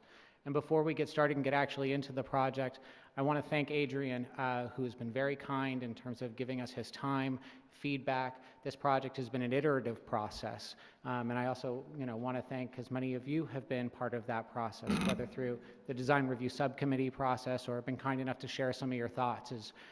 We really wanted to make sure that when we came to you, this was a fully baked, thoughtful project that was going to be complimentary of the community. So I just want to thank you before we get started.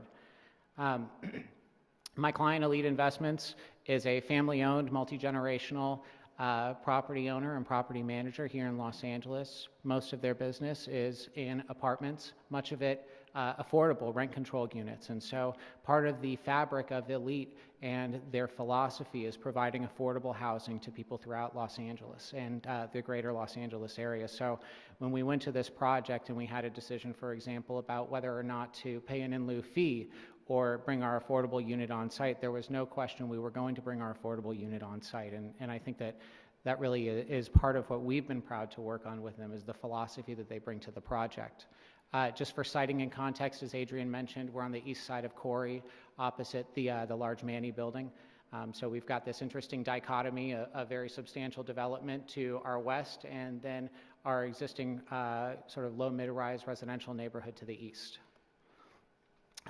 General highlights of this project, as Adrian mentioned, I won't get into the details. We are 6 condominiums, we're about 6,000 square feet. We have 1,500 square feet of open space, which is twice the required amount. We have 9 subterranean parking stalls, and we have some rooftop amenities like a pool and a spa. This design is the one that we arrived at after about a year when we went to design review committee recently. Some of the key features of the exterior include the wood shingles, which I think were a lot of what we got some feedback on at design review. We also have, as you can see, the stamped concrete and some extensive landscaping in front of the building. As Adrian mentioned, this is a 90-point project on the green scale, so we actually have 142 plantings on this project, and providing that level of environmental stewardship was very important to us. We got feedback at design review about several things, including the shingles as well as the north facade of the building. And we've spent the last 2 months really working on that. You can see that we've made some changes, and so we have removed the shingles, and instead we have some cement plating and tiles that are now on the exterior of the building. I'll get to some details as to the material texture of those in a moment.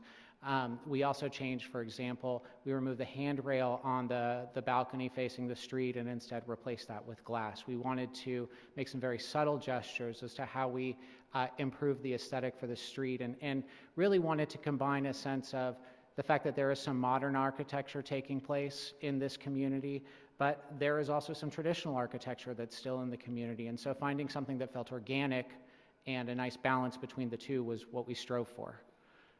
Just to be able to see the two side by side.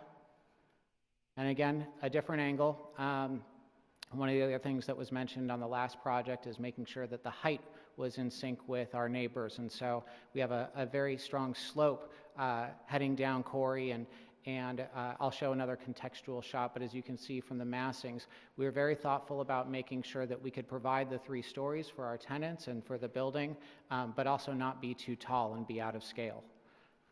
And again, just a different, looking at the new skin and the additional landscaping that we've been able to provide. So talking about the texture, which I know was a big subject of discussion at design review. So the top left corner is actually the color and the scale of the new skin that will be adorning much of the building. And if you look at the top right and the bottom right, you'll see the joints and how we are planning on moving them together. And then in terms of the layout, in order to provide some refinement to that, the bottom left, or what we have labeled as image 2, you'll see the variation in depths and layering to those tiles. And so we've really been thoughtful about, and you know, I don't think the renderings truly do justice to what this is going to look like, but we've been very thoughtful about the skin, and we've had conversations with staff as to exactly how we're going to implement that as well. I won't get into all of this, but as there was a discussion with several folks, including our neighbor to the north, who is here this evening to speak about the positive changes that we've had to the project.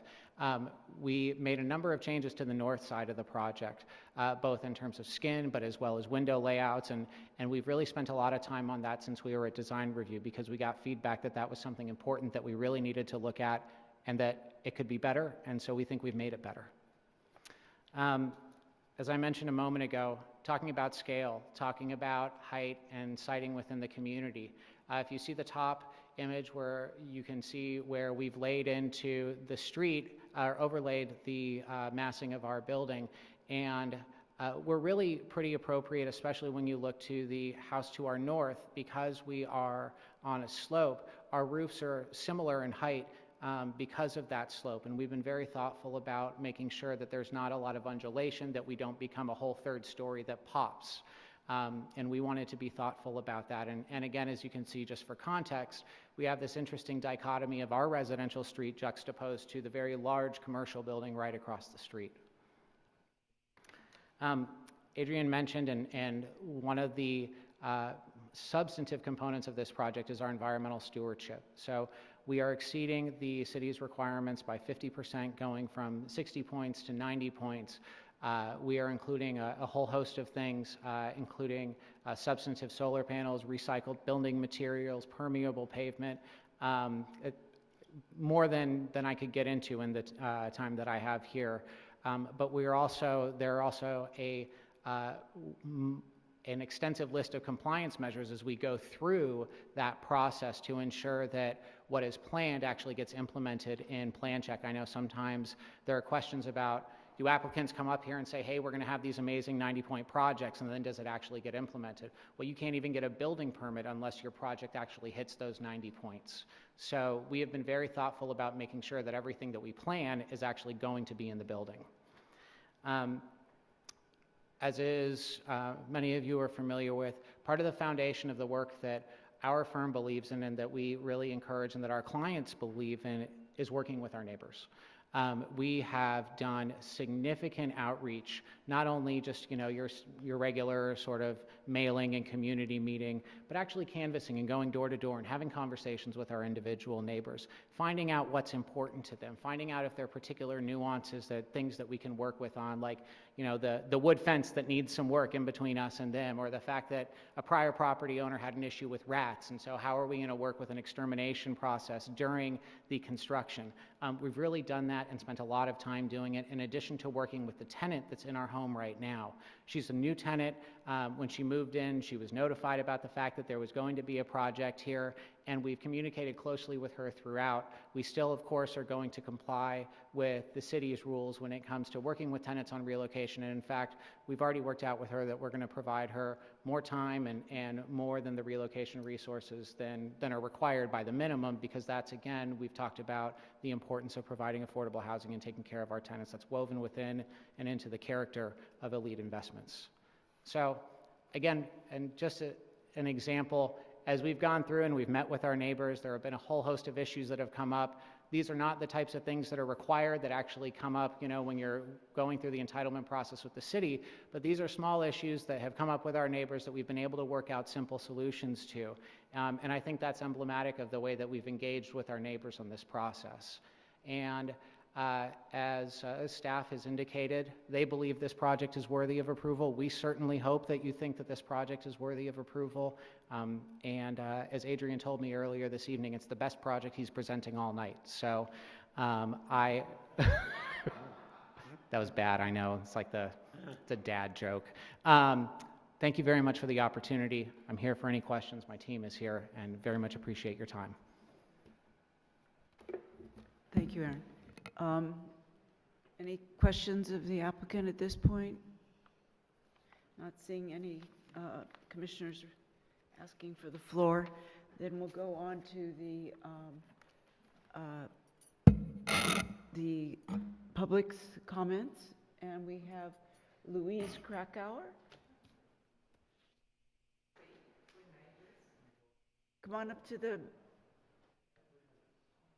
you have 2 minutes. Please state your name and city of residence. And I don't have Francis's last name. She'll be next, or he will be.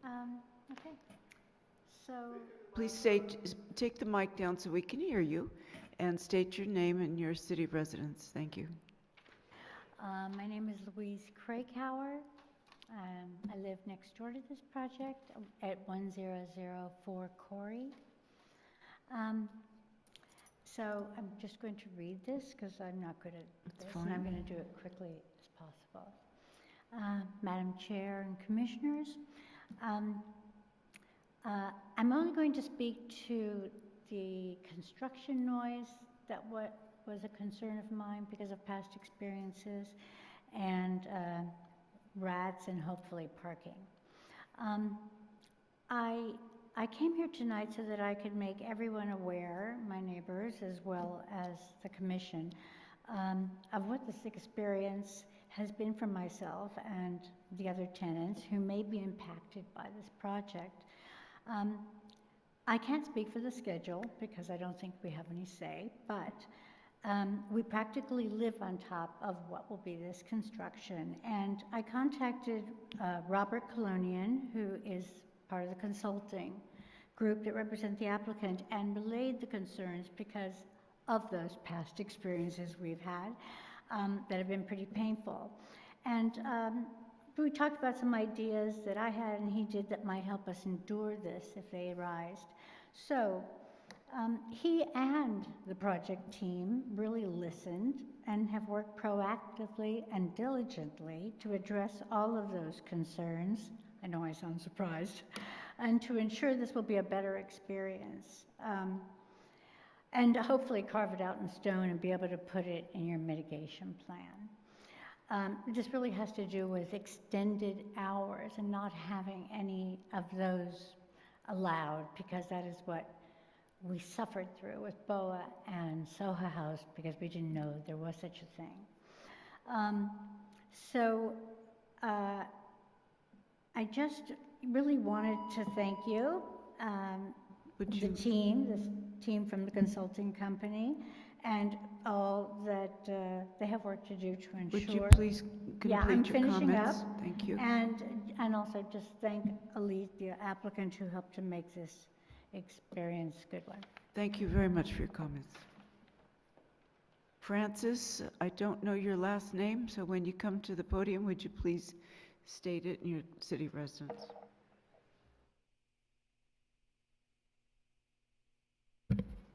Yes, hello, Commissioners. My name is Frances Dole.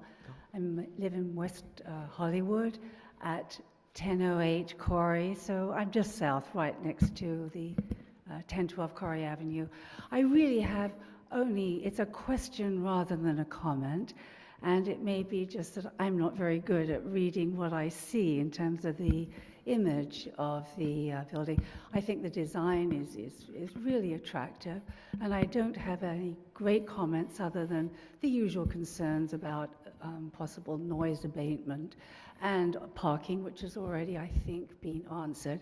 But my one additional question is about it's not quite clear to me where the parking entrance and exit, the underground parking, I mean, where that is. It seems to me that it's located on the south, which is right next to where I happen to live at 1008. And I guess my concern is whether both the entrance and the exit is there, because it will cause some difficulty perhaps in terms of traffic, egress and even walking past. And I just would like to know, because I may be mistaken, that it's not both entrance and exit there. So it's a genuine question. But I would like to also thank Okay, Alfredo I'm sure for the our applicant contact. will address that when he comes back to rebut. Thank you so Very much. Tom Stagen, followed by, I'm going to say Madridra Kirschenbaum, or Madridre.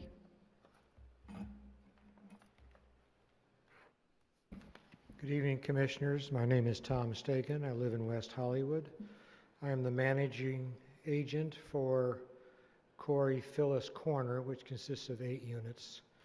And I have discussed some of my concerns with the applicant, who has agreed to work with us on some of the smaller items, particularly noise from transformers. I'm skipping over construction and going to the finished product.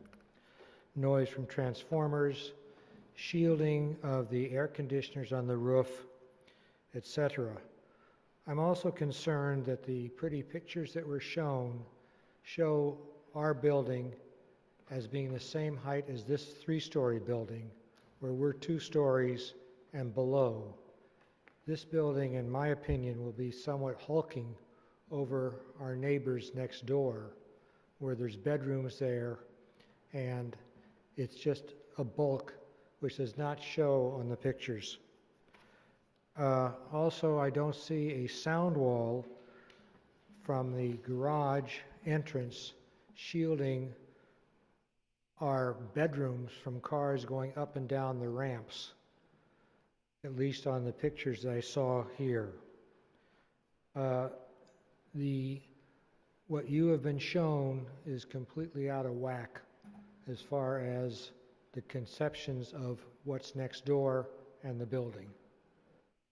It shows our buildings as being bigger than theirs. And this is something that should be shown correctly and not like it is. Also, as I said, we are willing to work with the architect and the developers. However, we should be able to have some more input, and none of us have been informed. We have 3 people back here of these meetings. Maybe because we don't own, we only rent. And we have not been informed, and we have been there all the time. Okay, thank you. Thank you. Mr. Stagen, and I'm sure the applicant will address those issues. Ms. Kirschenbaum? Mr. Kirschenbaum, I am so sorry. How do you pronounce your first name? Mordechai. Mordechai, okay. Mordechai. Thank you. Good evening, commissioners and everybody here. Nice to meet some of my neighbors and the planners. Just to add what was said before, or really just to reiterate, we're just above at 1016. The project we're just north of this project. There were some concerns that came up, and I've been discussing it just the last couple days with the entire team, from Robert, Mayor, Jonathan, and everybody else, and that had to do with extermination problems, rodents, which often happens during construction. We have a very thin fence in between that we've had some problems with just pretty lately. If that could be addressed where there would be something more solid. I have a family with children. Some of the security measures, being literally so close, the driveways are very narrow. They have committed to working with us to make sure that none of these concerns will take effect.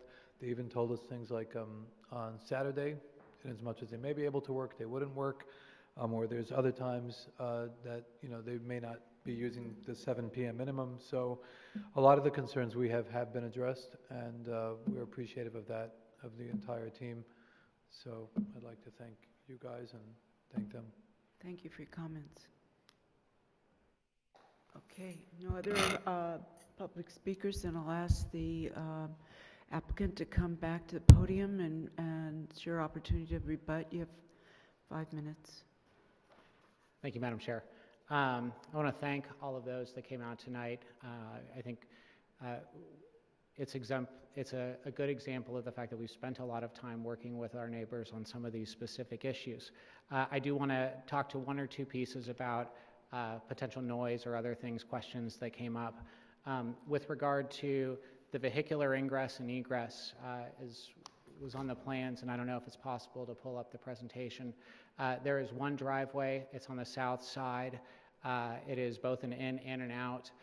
In order to make sure that we have as minimal noise as possible, the gate is set either nearly or just a little bit more than 40 feet into that driveway so that our neighbors will not hear that noise.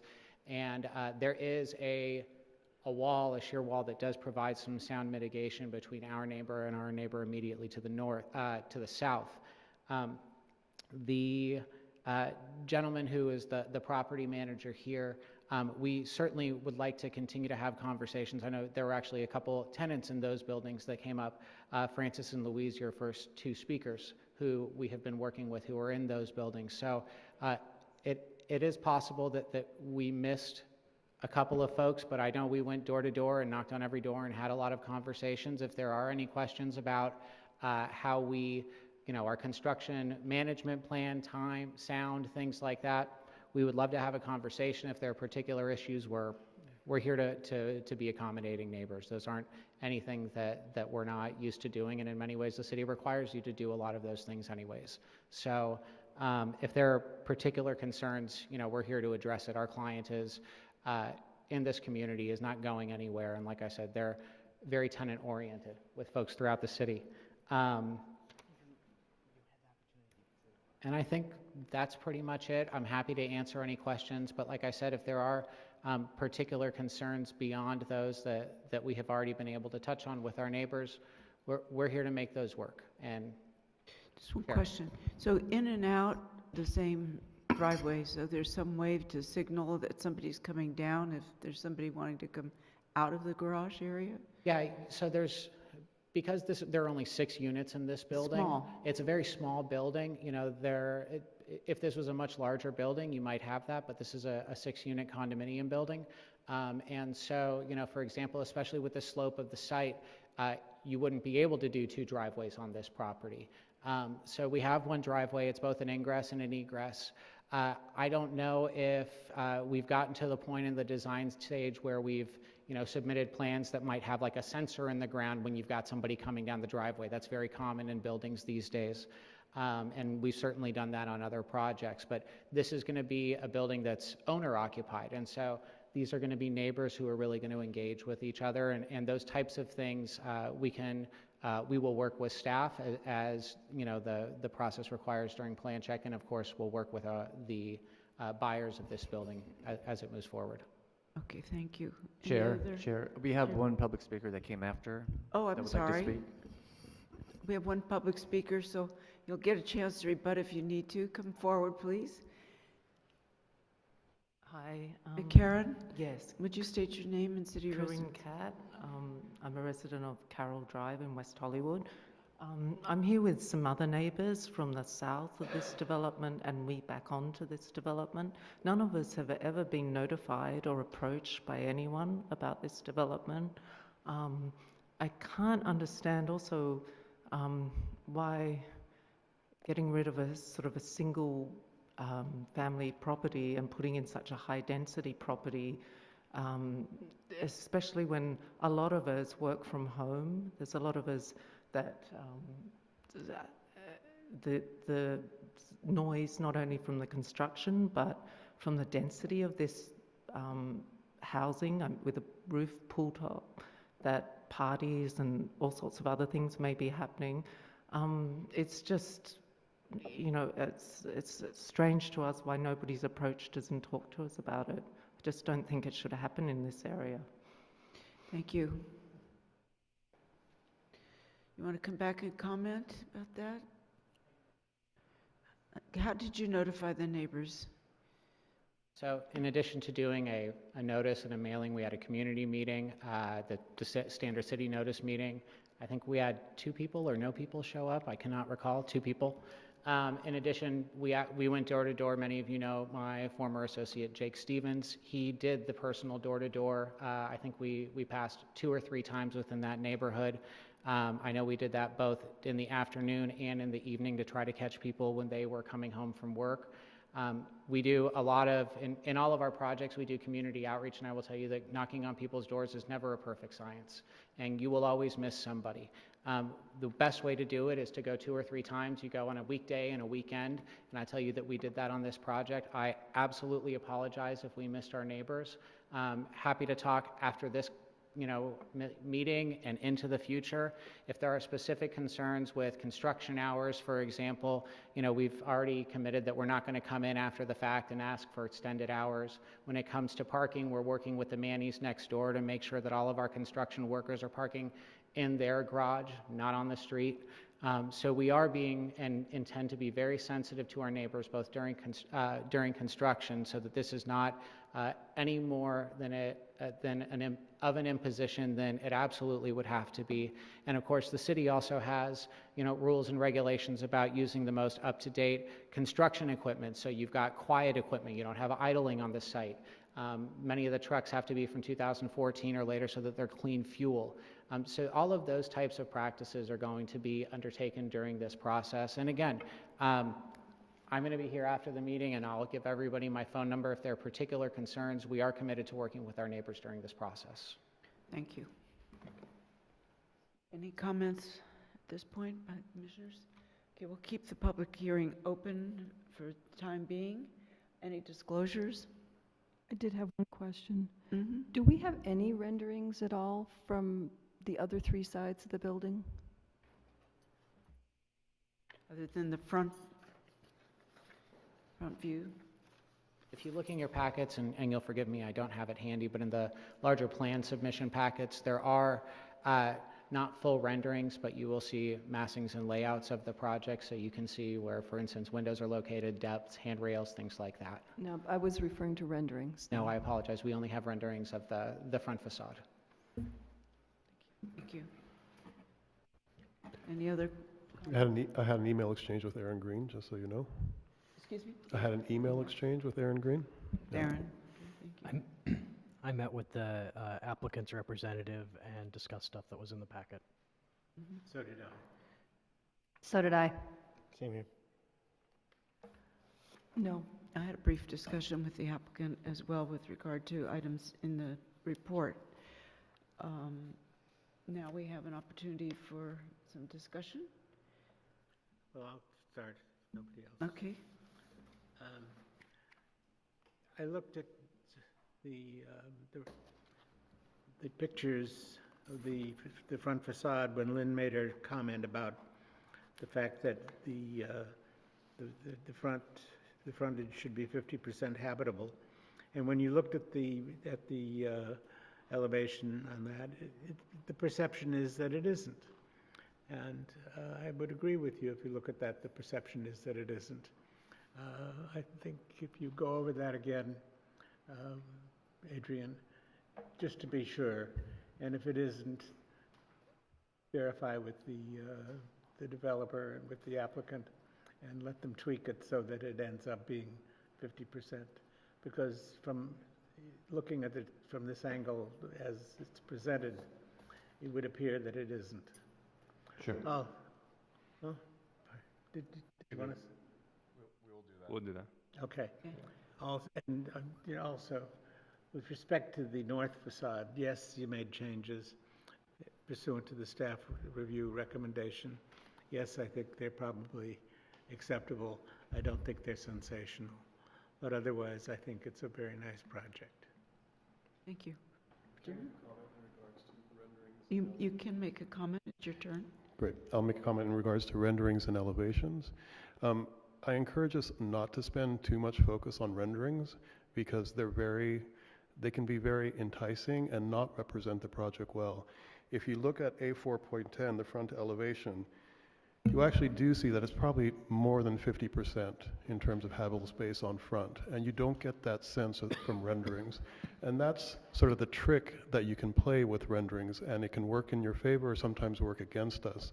So I encourage us in the future to focus on our elevations, because that's typically where you really understand the multiple faces of a building. Thank you. Do you have a comment about the project at this time? At first, I wasn't crazy about this project, but I grew to appreciate it as I studied the elevations on 410 and 411. There are a couple of things about the project itself that, you know, like that you have to go by the dumpsters to get to Unit A1 and A2. And we know that in hot weather like this, that's not going to be necessarily a pleasurable experience. But I like the building. I think the simple massing is elegant, and it has the potential to be a very elegant building on the street. And even after going through the set, there was still something bothering me about it, and I kept on fixating on the front landscape. And that wall creates an additional layer between the sidewalk and the building that I think is somewhat unnecessary.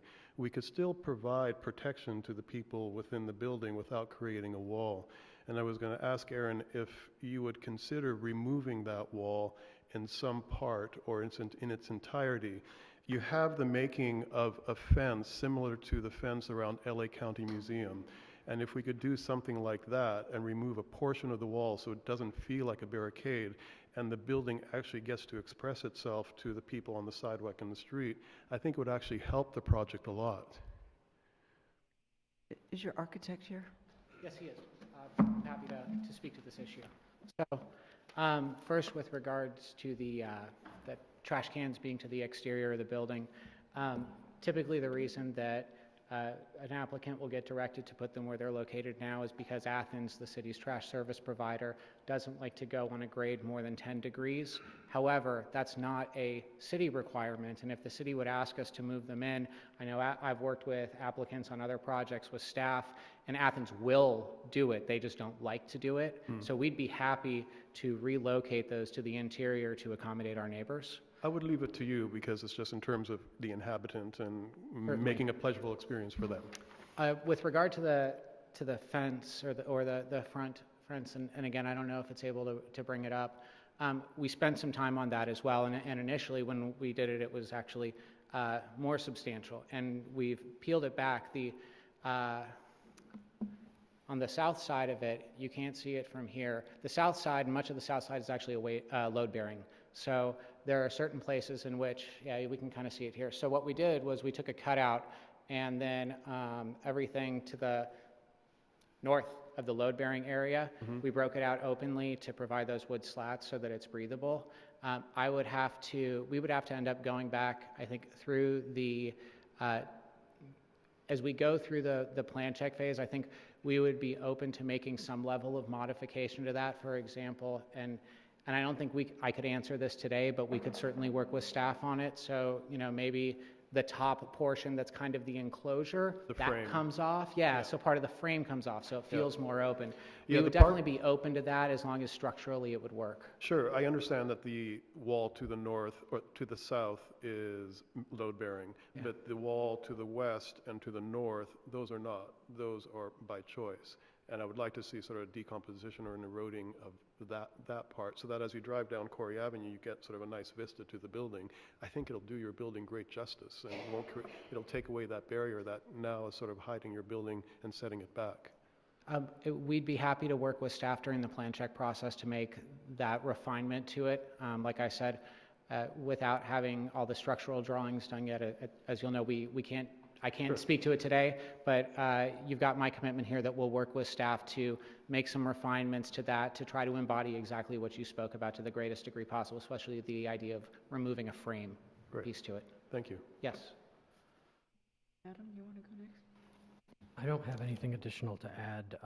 I think the scale is in line with the neighborhood. I visited the neighborhood over the weekend and walked all the way around the block, and it seems like it's going to be a good fit to me. Okay. You don't want to make any further comment? No? Commissioner Altschul? No? Lynn? No. Anything more? Yeah, a couple of things. I would absolutely second what Rogerio said. My note says that it kind of looks like a prison cell across the front of that building, and I think that there's a way to create some security without that, and I happen to particularly admire those, the fence at LACMA, that it achieves its goal without being imposing. And I would say that that would be an important consideration because it really does detract from the building itself, and it does make it look like, you know, one of those horrible screen doors that have all the metal on them. I have some concerns about the modification required for the lack of permeability.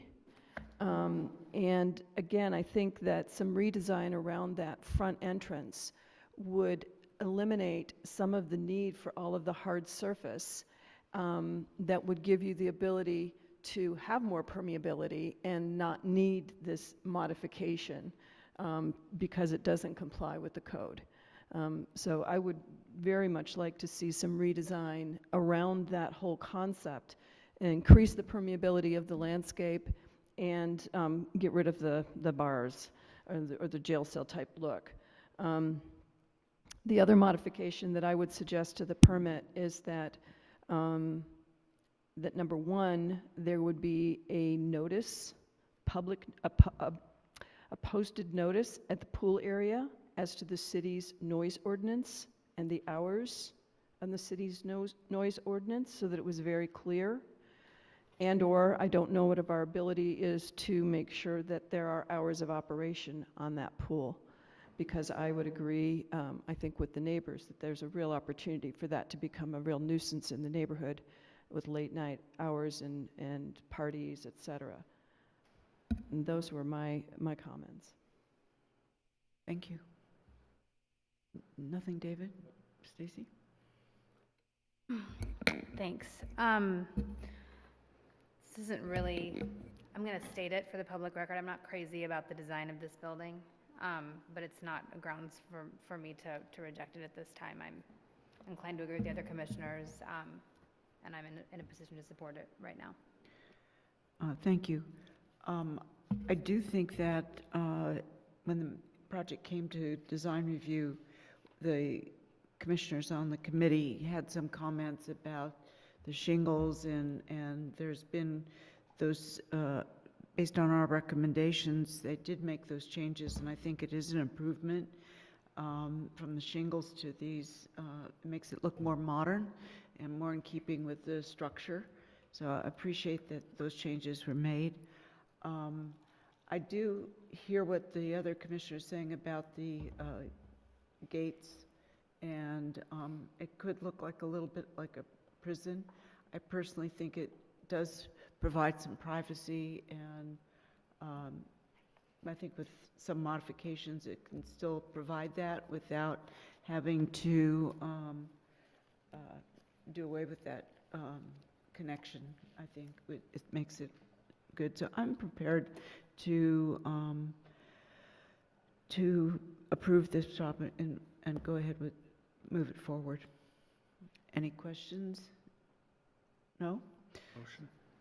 A motion, we can close the public. Close the public hearing. Close the With hearing no at this point. modifications? Well, With let's no have a motion. modifications? Okay. Let's hear what the motion is. Yes? Can I make one more comment? Sure, I'll open it up again. In regards to the wall and the permeability of that fence, I think one of the ways that we can make an attempt to be contextual to our neighborhoods, and when you look at the other houses along this street, most of them don't have walls, they're open lawns. And the idea of removing the wall on this project kind of preserves the nature of the street while still allowing a new building to enter the neighborhood and still create privacy and security for the people at the building. So I think in the future, if we keep that in mind and how we can preserve some of the already established character of the neighborhood would be helpful. Appreciate that comment, thank you. So is there someone on the commission ready to make a motion? I'll move the staff report, or the staff recommendation. And second from, and we'll have a vote.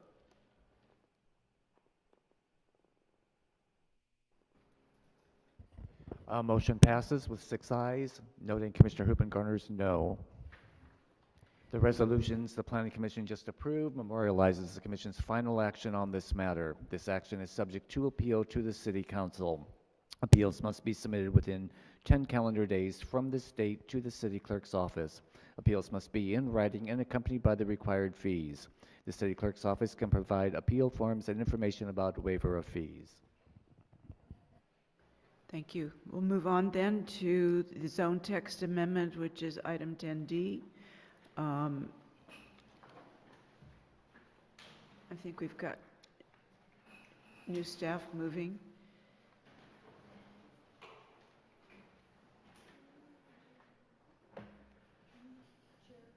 Yes? 3-minute break? A 3-minute break while staff takes their positions. Thank you.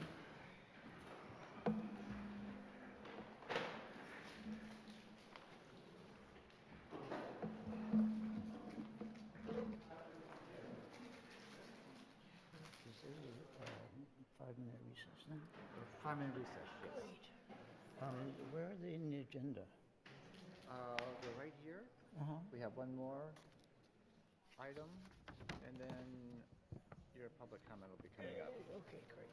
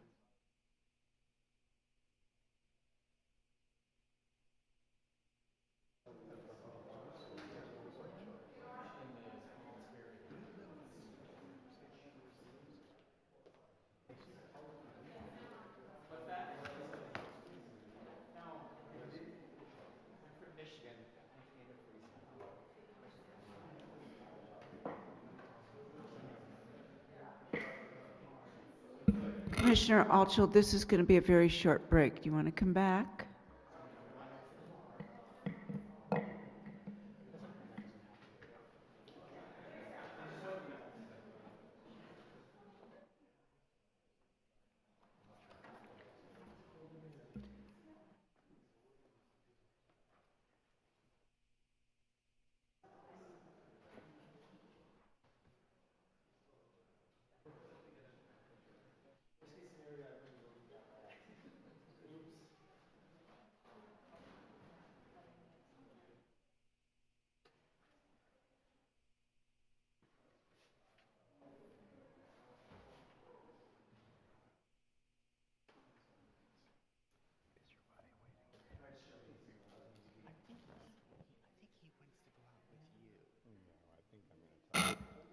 Okay, Planning Commission is back in session. We're moving on to 10C, I believe.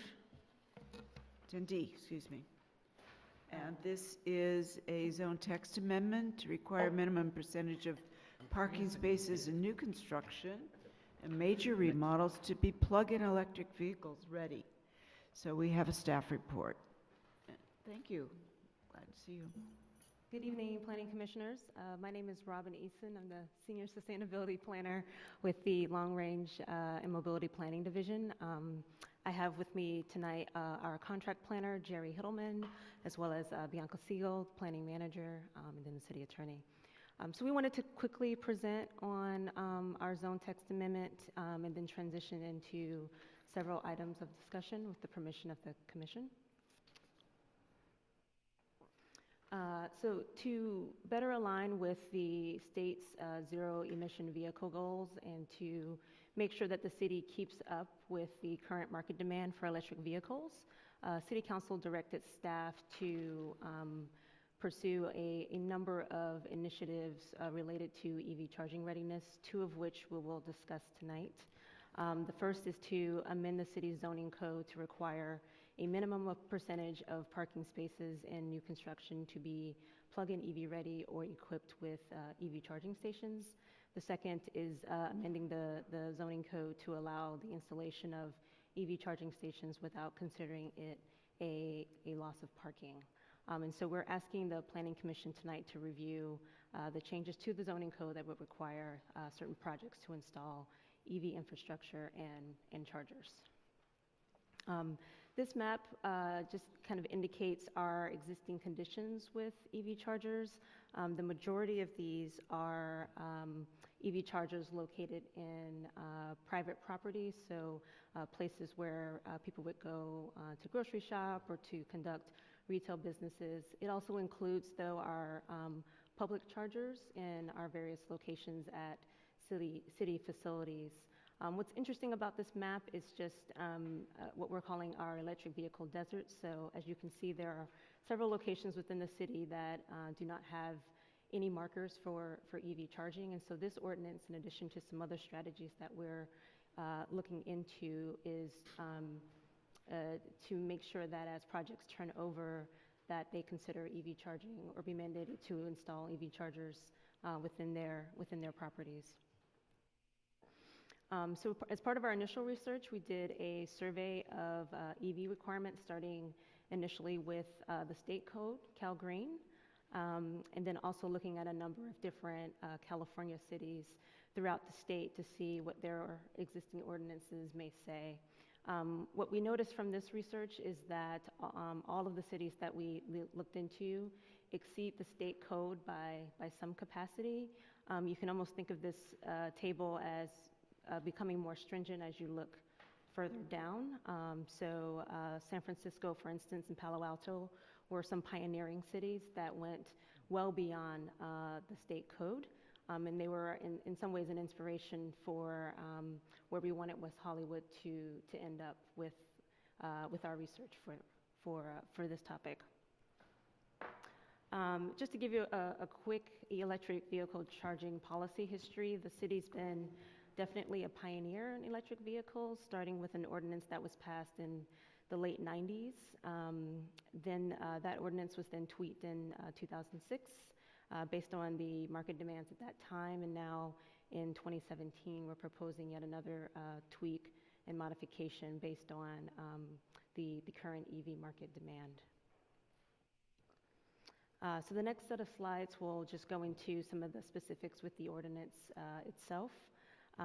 This one discusses applicability, and so just to be clear, the ordinance that we're proposing would be applicable to all new residential and non-residential buildings, any major remodel or additions, and then also new surface parking lot and structures and additions thereof. And I guess the biggest takeaway here is that the previous ordinance was predominantly for non-residential buildings. And so with the recognition that there's a high residential demand to have EV chargers within residential buildings, we wanted to make sure that we were inclusive of residential for this new ordinance, in addition to having different triggers that would also set off EV charger requirements. We also looked at various requirements for exemptions, and so this slide just illustrates some of the conditions that we thought were appropriate to exempt right off the bat. We do, at the end here, also grant exemptions at the discretion of the director if there is a situation that's deemed technically infeasible. And I'll have Jerry finish out the presentation. Thank you, Robin. As you can see, we're getting down to the details of the ordinance, and the ordinance addresses single-family homes, duplexes, multifamily dwellings, including townhomes, condominiums, and non-residential projects, basically commercial, and then mixed-use projects would be a combination of both. So I'll just focus on one of these, the non-residential land use or new commercial or remodeled commercial buildings. And in this type of project, we'd have 100% of the spaces would be equipped with EV charger conduit only or EV chargers, that's the choice of the developer, property owner, and at least 3% and no less than one space shall be equipped with the EV charger equipment. So we'll see some examples of how this works in a project later in the presentation. We also have some additional provisions in the ordinance. You might have heard that there's something called a fast charger that significantly reduces the amount of time that you need to charge your car. So it's a little more expensive, and because of that, we're giving an incentive. So if you put in one fast charger, that would actually count as 3 normal or level 2 chargers. So that's an incentive that's been put into the ordinance. Also, we noticed that there's a lot, in certain cases, there will be a manufacturer, an example would be Tesla, who has an exclusive EV charger that might not be able to be used by all electric vehicles. So because of that, if they put in their exclusive type equipment, whether it be Tesla or another company, they would not, their parking spaces would not be counted towards required parking for the project. So the project would have to compensate by adding more parking. Also, when someone comes in to retrofit, whether residential or commercial, with an EV charger space or equipment, that would not subtract from the parking that's typically required for a project. Now here we have some examples. It's in your packet. So again, since I've focused on the commercial project or non-residential project, we're looking at a typical 20,000 square foot commercial building. It could be a grocery store. Under the ordinance, that would be required to have 70 spaces, 3 accessible parking spaces, and under this ordinance, they would have to provide at least the conduit or EV chargers for 70 spaces. So they have the choice. And they have to provide the EV charger that you can plug into for 2 spaces. And again, as I explained, if you had a fast charger, you'd only have to have 1 fast charger because you get a lot of turnover with those fast chargers. The other ones will take quite a bit longer. There's also, as you might have seen around the area, there's required signage and striping for EV parking spaces, and this is just typically what the signage would look like. There's various signs you might have seen, and also striping to call out that this is an EV charger space, and that would be required as part of the ordinance as well.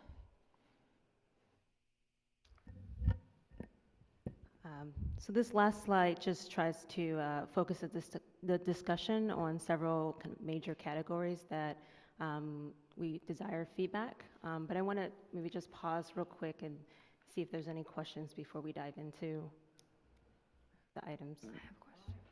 Yeah. I have a question. I'm a little confused because usually if there's this parking space for these electric vehicles, other vehicles can't park there. So with limited space in a lot of our projects where they can barely get enough spaces for the tenants, for example, in a multi-family dwelling, how are they going to get all these extra spaces now with these that are only going to be for electric vehicles? It just seems like it's a bit burdensome on the, huh? They're bigger spaces. They're bigger spaces, and they're also needing to have more space in the parking area, whether it's underneath a subterranean parking under a building. It just seems a little bit burdensome for this, and maybe that's just how I'm seeing it, but and then you can't park the other vehicles there, and you can only park certain vehicles for a short time. I don't know. I understand it in public spaces or in commercial buildings, but the residential requirements seem a little bit, I don't know how it's going to really work. I know there's an allowance for some exemptions, but I don't know. Maybe you could address that. Sure.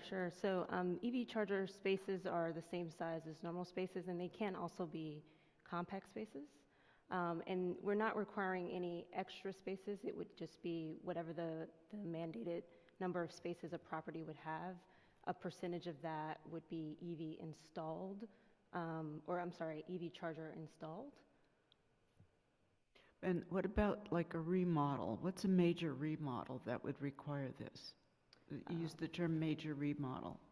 Yeah, so the definition of major remodel is the standard definition of, that we use with building and safety. Sorry, bear with me for a second.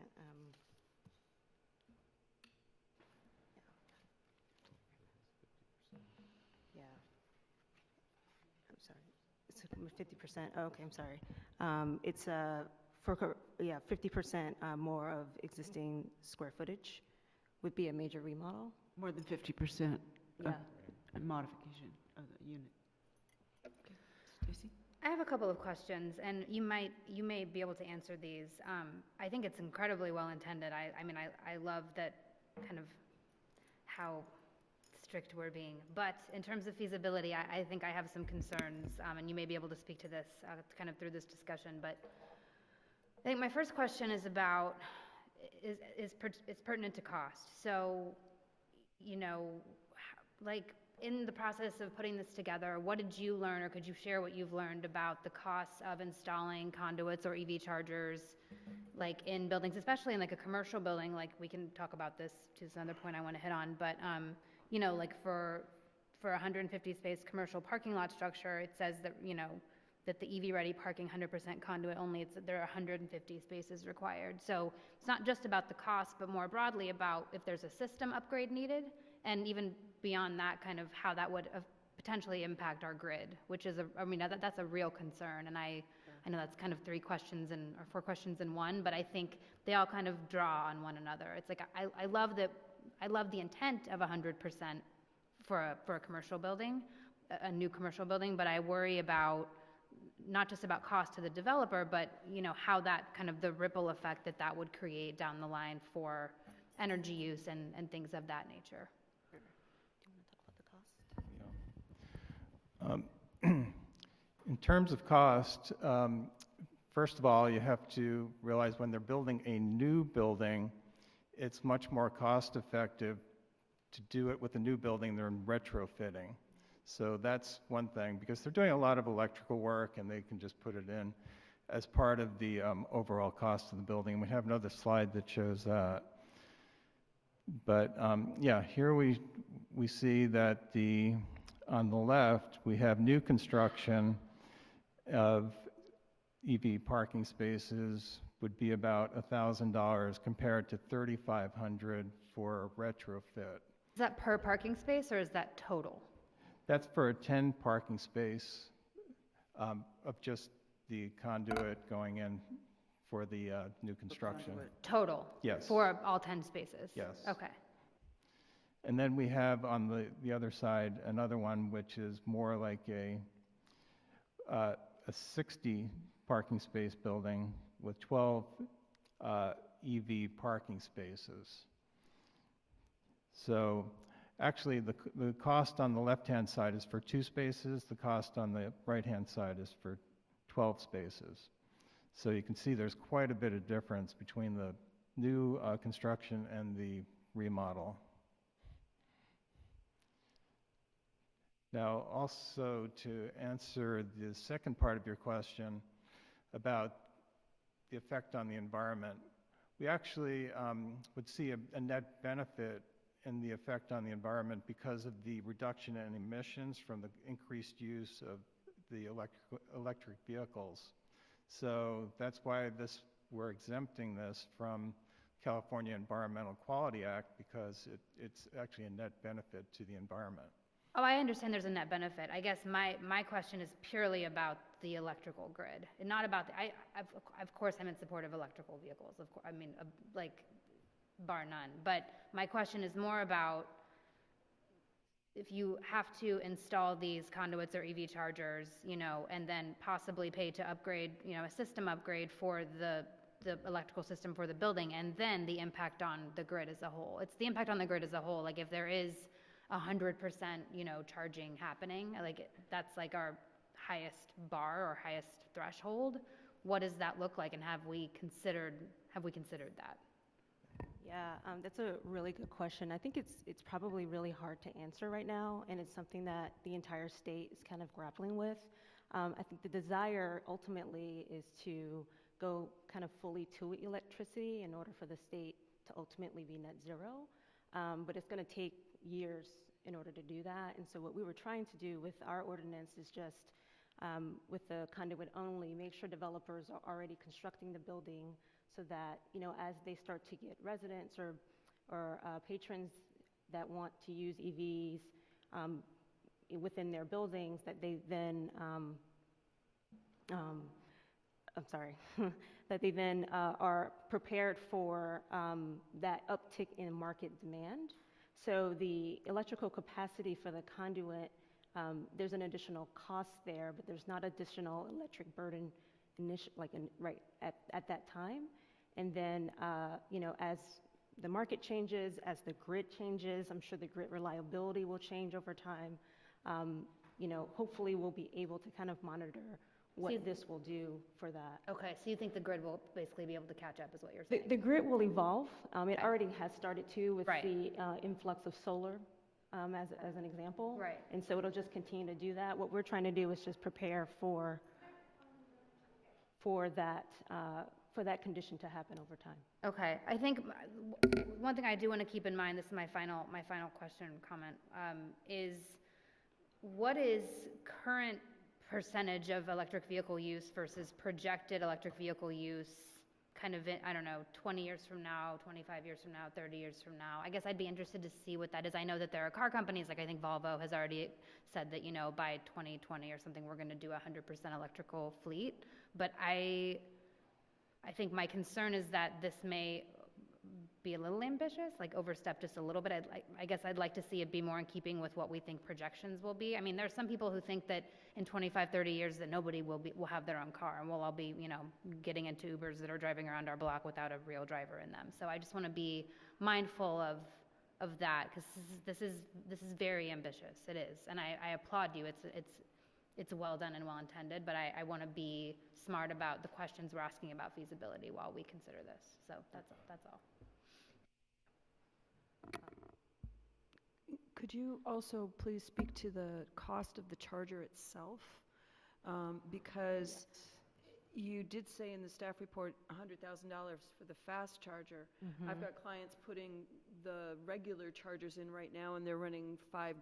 So to me, that math doesn't really work out. It doesn't really incentivize to say, hey, you can save $15,000 if you spend $100,000. I'm curious as to how this was determined. Sure. So we have a slide that kind of illustrates the range of costs per level of EV charger. So the most common installation of chargers right now is the level 2. And that ranges from about $400 to $6,500. So that's the one you see in all of our public garages and in most businesses or residences currently. The fast charger is the one that's the most expensive right now, and that's because it requires a lot of power in order to charge cars fast. We don't see a lot of businesses or buildings, properties installing them. They also are pretty large. They require a large footprint just because they need so much power, and it's really expensive. And also the EV, electric vehicle market itself, there are only a few cars that can actually be charged with fast chargers. The industry is still evolving into that.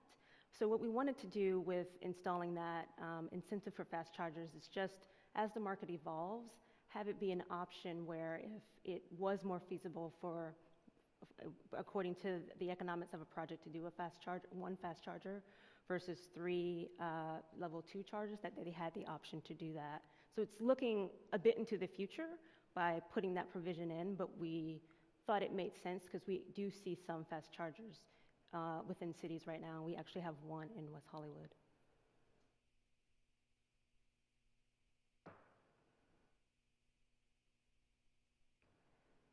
So I can go back to maybe the items for discussion.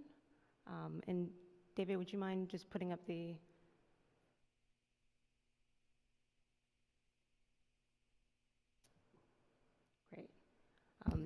So we just wanted to break it Sure. down into, thank you, 5 major themes.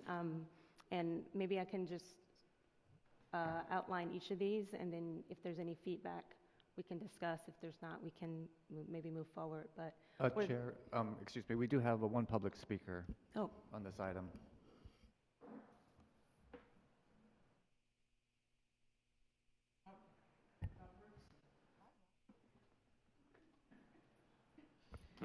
Sorry about that. Good evening, Honorable Chair, Commissioners, and staff. It's a pleasure to be here. Last November, I purchased Elroy. If you remember the cartoon, The Jetsons, Elroy was the son. He was smart and he was quiet. And that's my Toyota Prius Prime, which is a plug-in electric hybrid. Best mileage so far has been 1,096 miles on not quite 9 gallons of gas. There's kind of a dearth of charging stations in the city of West Hollywood. I know I'm in this room at least twice a month for my commission meetings. Since November, I've been able to use the charging stations here twice. I've never been able to use the one in Plummer Park. So anything we can do to encourage more charging stations, I think there's going to be a greater need. Chevrolet just came out with a car that has a 240-mile range. It's kind of a game changer. A couple things I'd like to ask for you to discuss. Staff brought up that it's 2-hour free parking in the city lots. The staff in the parking lots is asking you to take a picture of your car to prove up. There must be a better way to handle that than taking a picture to the cashier. Secondly, and I'm not sure if this is under your control, but I'd like to see it be a citable offense for those who park over a certain amount of time.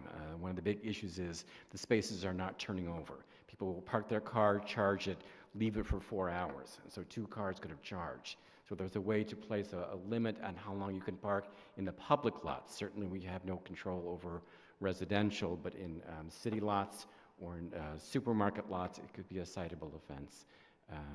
Thank you. Rob, when you say you couldn't use it, is because everybody else was using it, you couldn't get to the space, or what? That's correct, and particularly in there's no adjoining spaces, so you can't, while there's signage says you can unplug a vehicle that's done charging, there's no way to physically put your car in. I saw one car park sideways across 3 parking spaces in a handicap space to try and squeeze in to get to a cord at another station. So it's accessibility when somebody else is using the space. Okay, thank you. Any other comments at this point or questions of staff? What do you guys think? Rogerio? I think it's a mistake not to start installing conduits and chargers in our future buildings.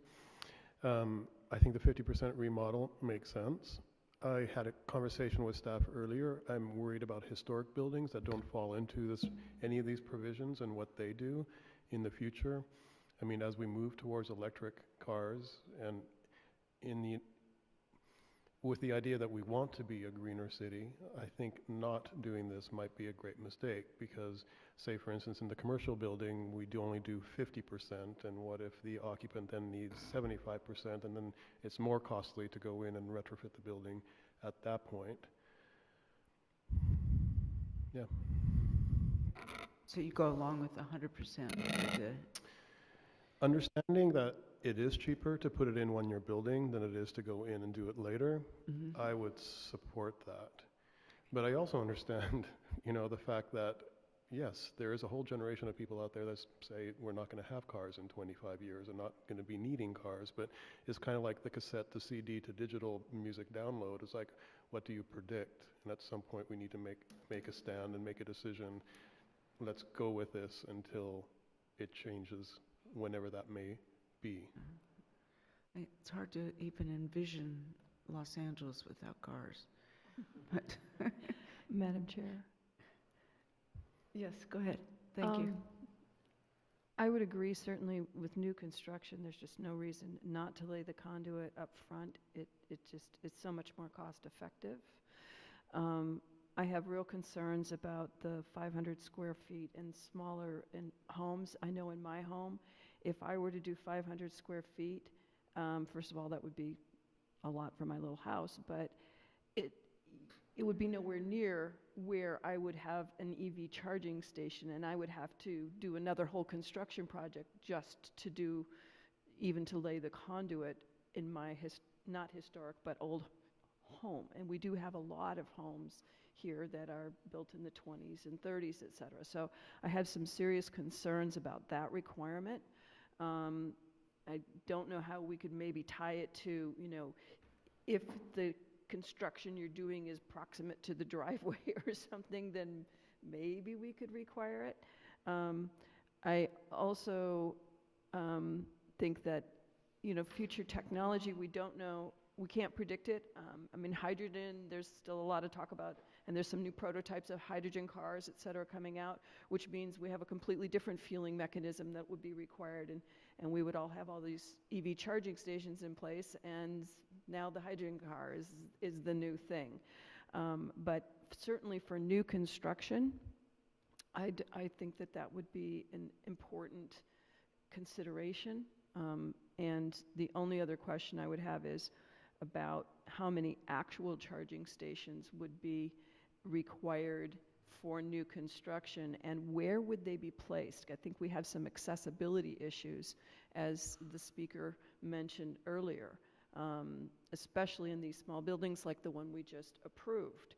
6 units, 9 parking spaces, and there's only 1 charging station.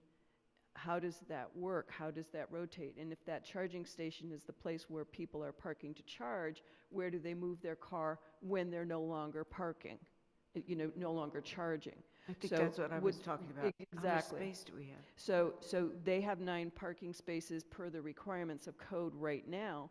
If one of those is converted to an EV charging station, they're no longer compliant with the code as relates to the parking required for the units in the building. But as new construction, each parking space would require a conduit. Conduit, but not Right. necessarily the charger. I know, but then the owner would choose to install the charger if they need to and have an electric car.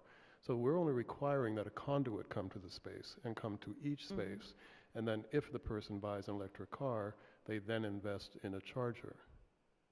So I don't see the issue with that. I don't see the fight for the EV charger, because that belongs to Unit 1A, and then Unit 5C decides to buy an electric car and they install their own charger and the conduit's there.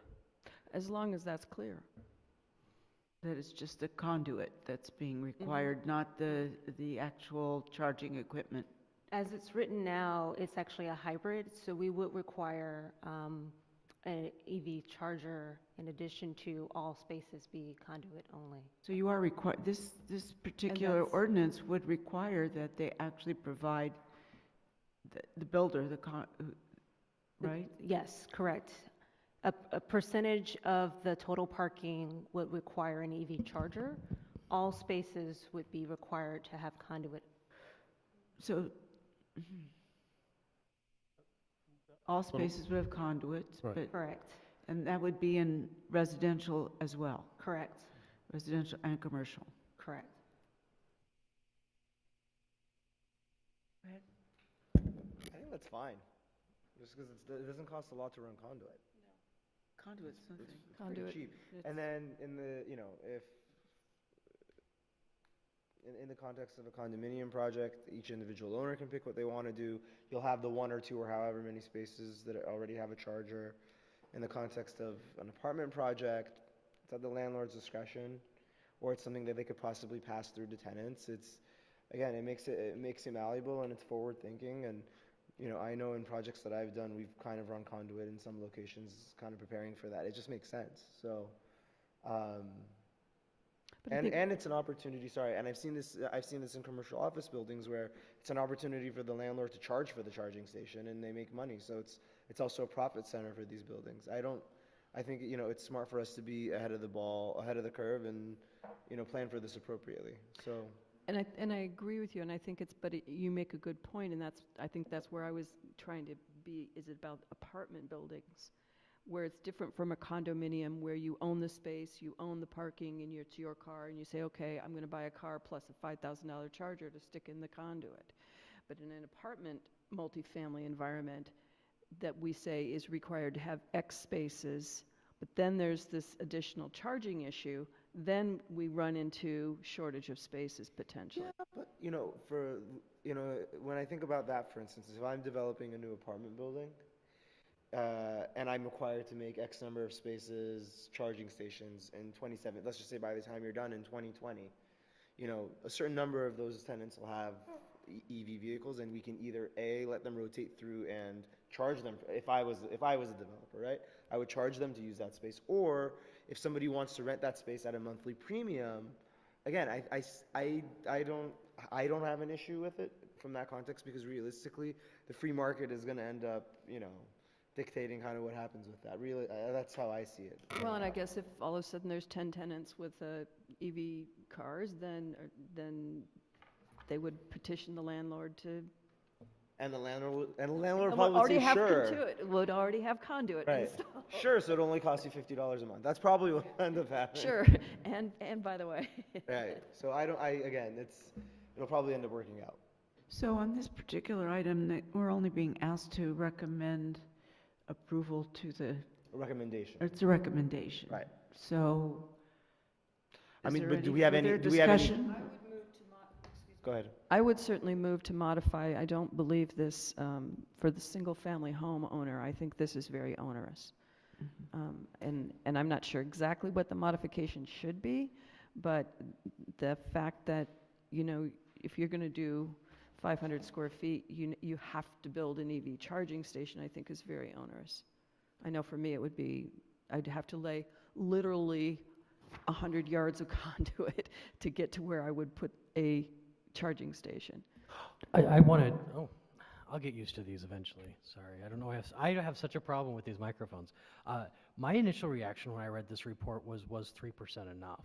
So I'm kind of coming at this from a different direction than I'm hearing from the rest of you. I didn't know if 3% was ambitious enough, and that's the question I directed to staff this morning. So hearing this conversation, I can understand that a single-family dwelling might be the exception to that, but other than that, I support staff's recommendation. Can I ask a question? For the single-family residences, are we requiring a charger or just to run the conduit? Conduit. And this is for new residences or 50% plus 50.1% remodels? It's for both. For both. 500 square feet. 500 square feet. 500. Sorry, additions, not a remodel. Addition of 500 square feet or more. The thing is, conduit's not that expensive, and we already. It's not the conduit. In my house, I would literally have to trench the whole side of my yard. That I am. You see, it's these kinds of things that I think we need to be cognizant of. And I just had to trench the side of my yard for another reason, so I know exactly how much it costs. The city of LA already requires that in all their projects. Excuse me? The city of LA already requires that in all their residential projects, Really? that 50% remodel. I don't know about the 500 square feet, but I know I've done that exercise on several projects that I've worked on. So, and it's just but it's just conduit. A 50% remodel I could buy, but the 500 square feet, I think it's a little onerous. Is it possible to amend the recommendation to reflect that it applies to remodels of 50% or more as opposed to 500 square feet plus? Just what we're recommending. Okay. On single-family dwellings only. On single-family dwellings only. So we could move this to council with the recommendation, with that possible, have them consider that modification. Can we understand the history of the 500 square feet? Yeah. Is there a reason you picked that number? How did they come to that number? Considered a major remodel. I understand 50% remodel, but how did they come to 500 square feet? The 500 square feet is referring to additions. That was what triggers a development permit. Not a 50% addition. Yeah. Correct. Okay, I understand. Yeah, I get it. Yeah. We could say something like 50% remodel or 50% addition, which seems to have a larger sense of scope than 500 square feet addition. Does that make sense? Yeah. More proportional? Yeah, it makes sense, although I think it's somewhat stating the same thing. It's arbitrary, yeah. I'm just Yeah. picking a number out of the air. So that's why I was not trying to understand, how did you come to 500 square feet? Yeah. I think they said it's because it's what Because triggers the definition of a major remodel is adding 500 square feet. Oh, well, it's what triggers a development permit in the city. So Yeah. that's the threshold, right? Is So that correct? For a major remodel, single family, the 50% does not apply to single family. That's a major remodel of multifamily and commercial. So what's the threshold for what triggers a development permit in a residential project is 500 square feet? And that's why you picked? For an addition. For an addition. Correct. Understood. Do we need to condition this for historic buildings? It doesn't sound like we do. I think that would be really tricky. I just am wondering if there's any scenario in which we would have a historic building. I'm using that term loosely intentionally. But a historic building, just being cognizant of Yeah, Villa d'Este, limitations. Patio del Moro, La Fontaine, retrofitting those buildings will be really difficult. But they will be required. They will be necessary. But special consideration I feel like needs to be given. It's like anything else. Like you're moving into a historic building, you're not going to have probably central heating and air, for example. Right. Like there are accommodations you would make as a tenant, and I just want to make sure that those are given their due as we. Can you speak to that, staff? So I don't mean to call you staff. I know your name's not staff. I just collectively. Real people. What we're envisioning on historic structures is that there would be a director exemption if the director found that it would be onerous or would damage the historic nature of the addition of the building itself. So that wouldn't be required. But then that falls back on the city to provide charging stations in public areas for those people. Yeah. I believe, because those people may have electric cars, and then they won't have a place to charge them. So where is this in here that requires the city to do anything? Provide horses. We don't have anything requiring the city to do anything. Why not? But I will say we are working with our Department of Public Works to consider perhaps a curbside option. Where we would have EV chargers located at different parts of the city. Or in the parks, put more in. There's not enough. Correct. Yeah, we're hearing, the feedback that we're hearing is that, particularly for people that are in multi-unit dwellings, it's really expensive to retrofit. And so I know that Torrance, for instance, they put a number of curbside chargers within their multi-unit dwelling districts to offer as a solution to property owners necessarily retrofitting that couldn't maybe afford it or had a hardship installing. So our attorney,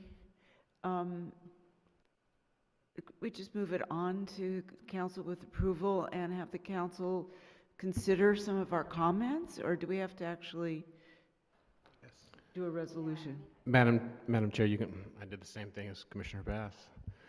You can do it both ways. You can be more specific in the comments that you'd like to make to the city council, or you can be more general in the comments that you'd like to make.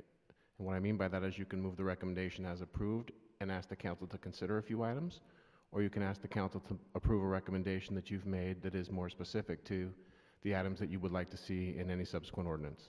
Okay, I'd like to move this along, so it's getting late tonight. comfortable with the former, but I kind of taking into consideration everything that we've said, I'm on board. I just do think that I think that for new commercial development, that 100% conduit requirement is I think it's heavy-handed. That's just my opinion, but I think I'd like to see it be.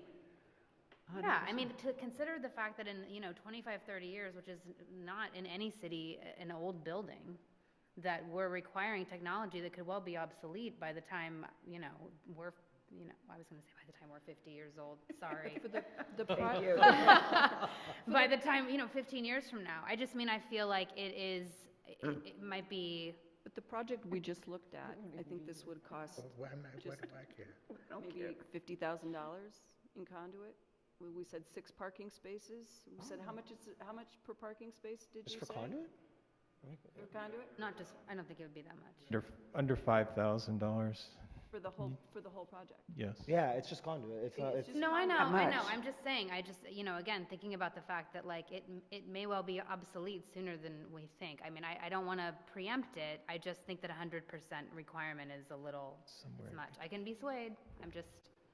I'm open to discussion on it, So but let's- I want to make a sensible recommendation. But then I guess the Make a question is, which motion ones with wouldn't regard you to the put recommendation.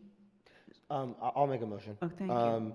So I make a motion to, and if the city attorney could help me with this, I make a motion to move the staff recommendation with the request that city council take under consideration our discussion tonight on several topics. The first being single-family residences and the threshold that would trigger installing either conduit or a charger for additions or remodels. For new construction, I think we all agreed it was okay.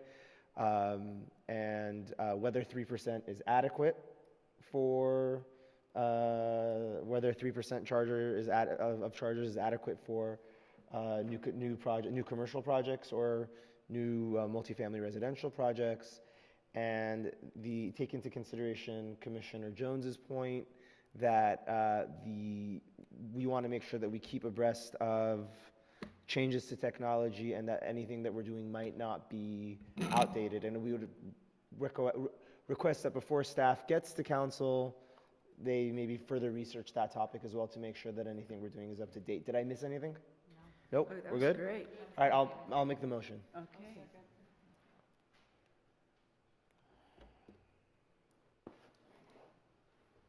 Thank you. Next you go. item. And that motion passes unanimously. It's a recommendation to City Council. There is no appeal process. Okay. Lost my agenda. And we move on to the next item, which is the appointment of subcommittee nominations. And I have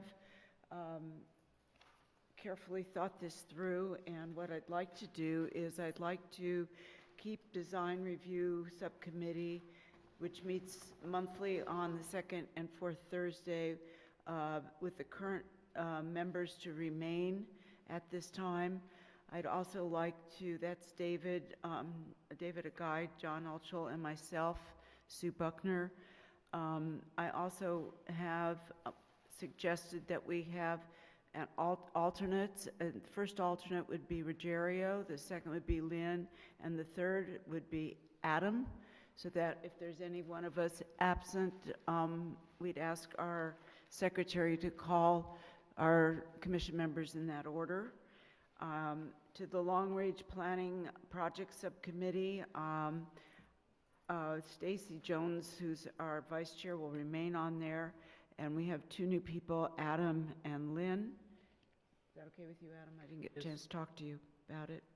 And then on the Visions Concept Committee, which is as needed, it would be Adam and Lynn would be appointed for that. And Development of Incentives for Designated Multifamily as needed, Stacy and Ruggiero. And Citywide Traffic and Mobility Study Working Group also meets as needed, Adam and Lynn. Is that okay with everybody?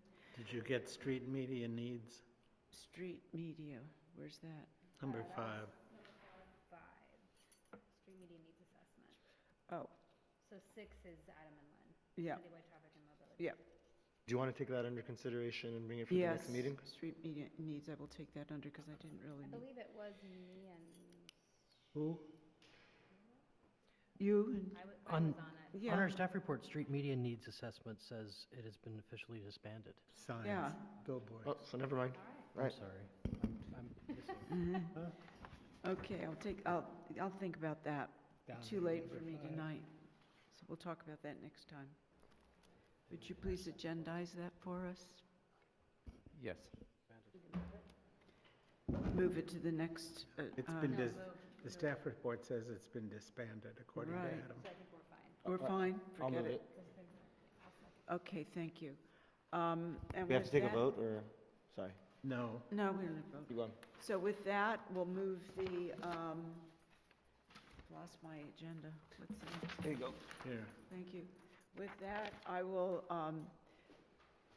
there's no unfinished business and no excluded consent calendar. Items from staff planning manager, thank you, Not this Bianca. evening, thank you. Nothing? Okay. Public comment at this time? We do have one public comment. Thank you. George Bajarski. Mr. Bajarski, would you come forward, please?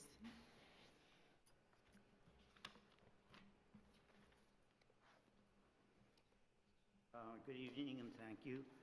Good evening and thank you. I was before the commission the last time for a development or application for development on, what was tonight's? Not Stanley, but Spalding. The one before on Spalding, before this one. I didn't speak about this application tonight on Spalding because since in the two block areas between Santa Monica and Willoughby, there'll be at least 2 or 3 applications coming in, you know, for discussion, probably within the next year, maybe 6 months. So I thought I would just make general comments. And more particularly, comments about the time afforded to members from the public to speak before the commission. The last time, well, the first time I was at a hearing, there was a 2-minute period for members of the public to speak. And then I think the members of the commission spoke. And then there was a 2-minute further, the same person for the public could speak again for 2 minutes. And this time, this last meeting, it was 3 minutes. And I got a little confused because the prior time, the clerk would say you've got a minute to go, you know. And this time it turns out you've got a digital clock, which I had been paying no attention to, or maybe it pops up at 20 minutes, 20 seconds to go, something like that. And so after that meeting, I went home feeling a little bit defranchised. And, but I'm a slow mover, so I didn't wake up until yesterday. And so then I started calling around because I felt, you know, like the attorney or the developer gets like, I don't know whether it's however, 10 minutes, something like that to speak. And then a member of the public gets to speak for 3 minutes, right? Because somebody just told me it had been reduced to 2. Oh, there it goes again. Could I ask for just a little extension of time to finish a thought? Well, you've still got some time, so finish your thought. It's rather hard to gather one's thoughts in 10 seconds, 9, 8, 3 minutes. So is your objection that you're talking about is that you want 3 minutes for the... No. You know, that's all right. I'll come it's back okay. next Go time. ahead. Go ahead and say it. Go ahead. Well, you know, I felt really like, my goodness, you've got the developer. By the way, I'm saying all this because I'm in a neighborhood that's being piecemeal chopped up, mostly by Chinese and Nouveau Russians who are looking to park their money. And so, you know, and it's an established neighborhood. It's a stable neighborhood. So, you know, I wanted to express myself. So after I went home, and then yesterday I started calling to find out what members of the public could do. Because here it's like 10 minutes, 5 minutes rebuttal, et cetera, 2 minutes, 3 minutes, whatever. So I was a little shocked to find out that West Hollywood is doing quite well. I think LA has like 1 minute. And I joked with the person who told me, well, that's only time enough to shout a couple of slogans. And he was very serious. He says, you know, the chair will understand what's being said and so on. So I just wonder if there's any ability, provided that the arguments are reasonable, providing that, you know, someone isn't just like me blabbering on and on, whether you would ever entertain extension of the time period, or, you know, just as I asked you now, whether if you know, I ask the chair, could I have a little more time, whether that would be granted. You know, because, I mean, things can be done, for example, like relay teams, where thank the you. next person is, Thank you so much. Thank you very much for your comments. Just found out the answer to that is yes. Yes, the answer is yes, and tonight you were the I'm only. sorry? You were the only speaker at this point, so we gave you a little extra time. But very often, we have many people who take speaker slips on items. Right. Tonight, there weren't that many, but we need to be consistent with it so that our members of the public can prepare for their comments. Right. And so we've set aside, basically, it's 2 minutes for each public speaker. Oh, it's 2 minutes now. Yes, it is 2 minutes. If you take a copy of our agenda policy in the back. Policy is Oh, I'm 3, sorry, because last time it was 3 minutes. but it's 3.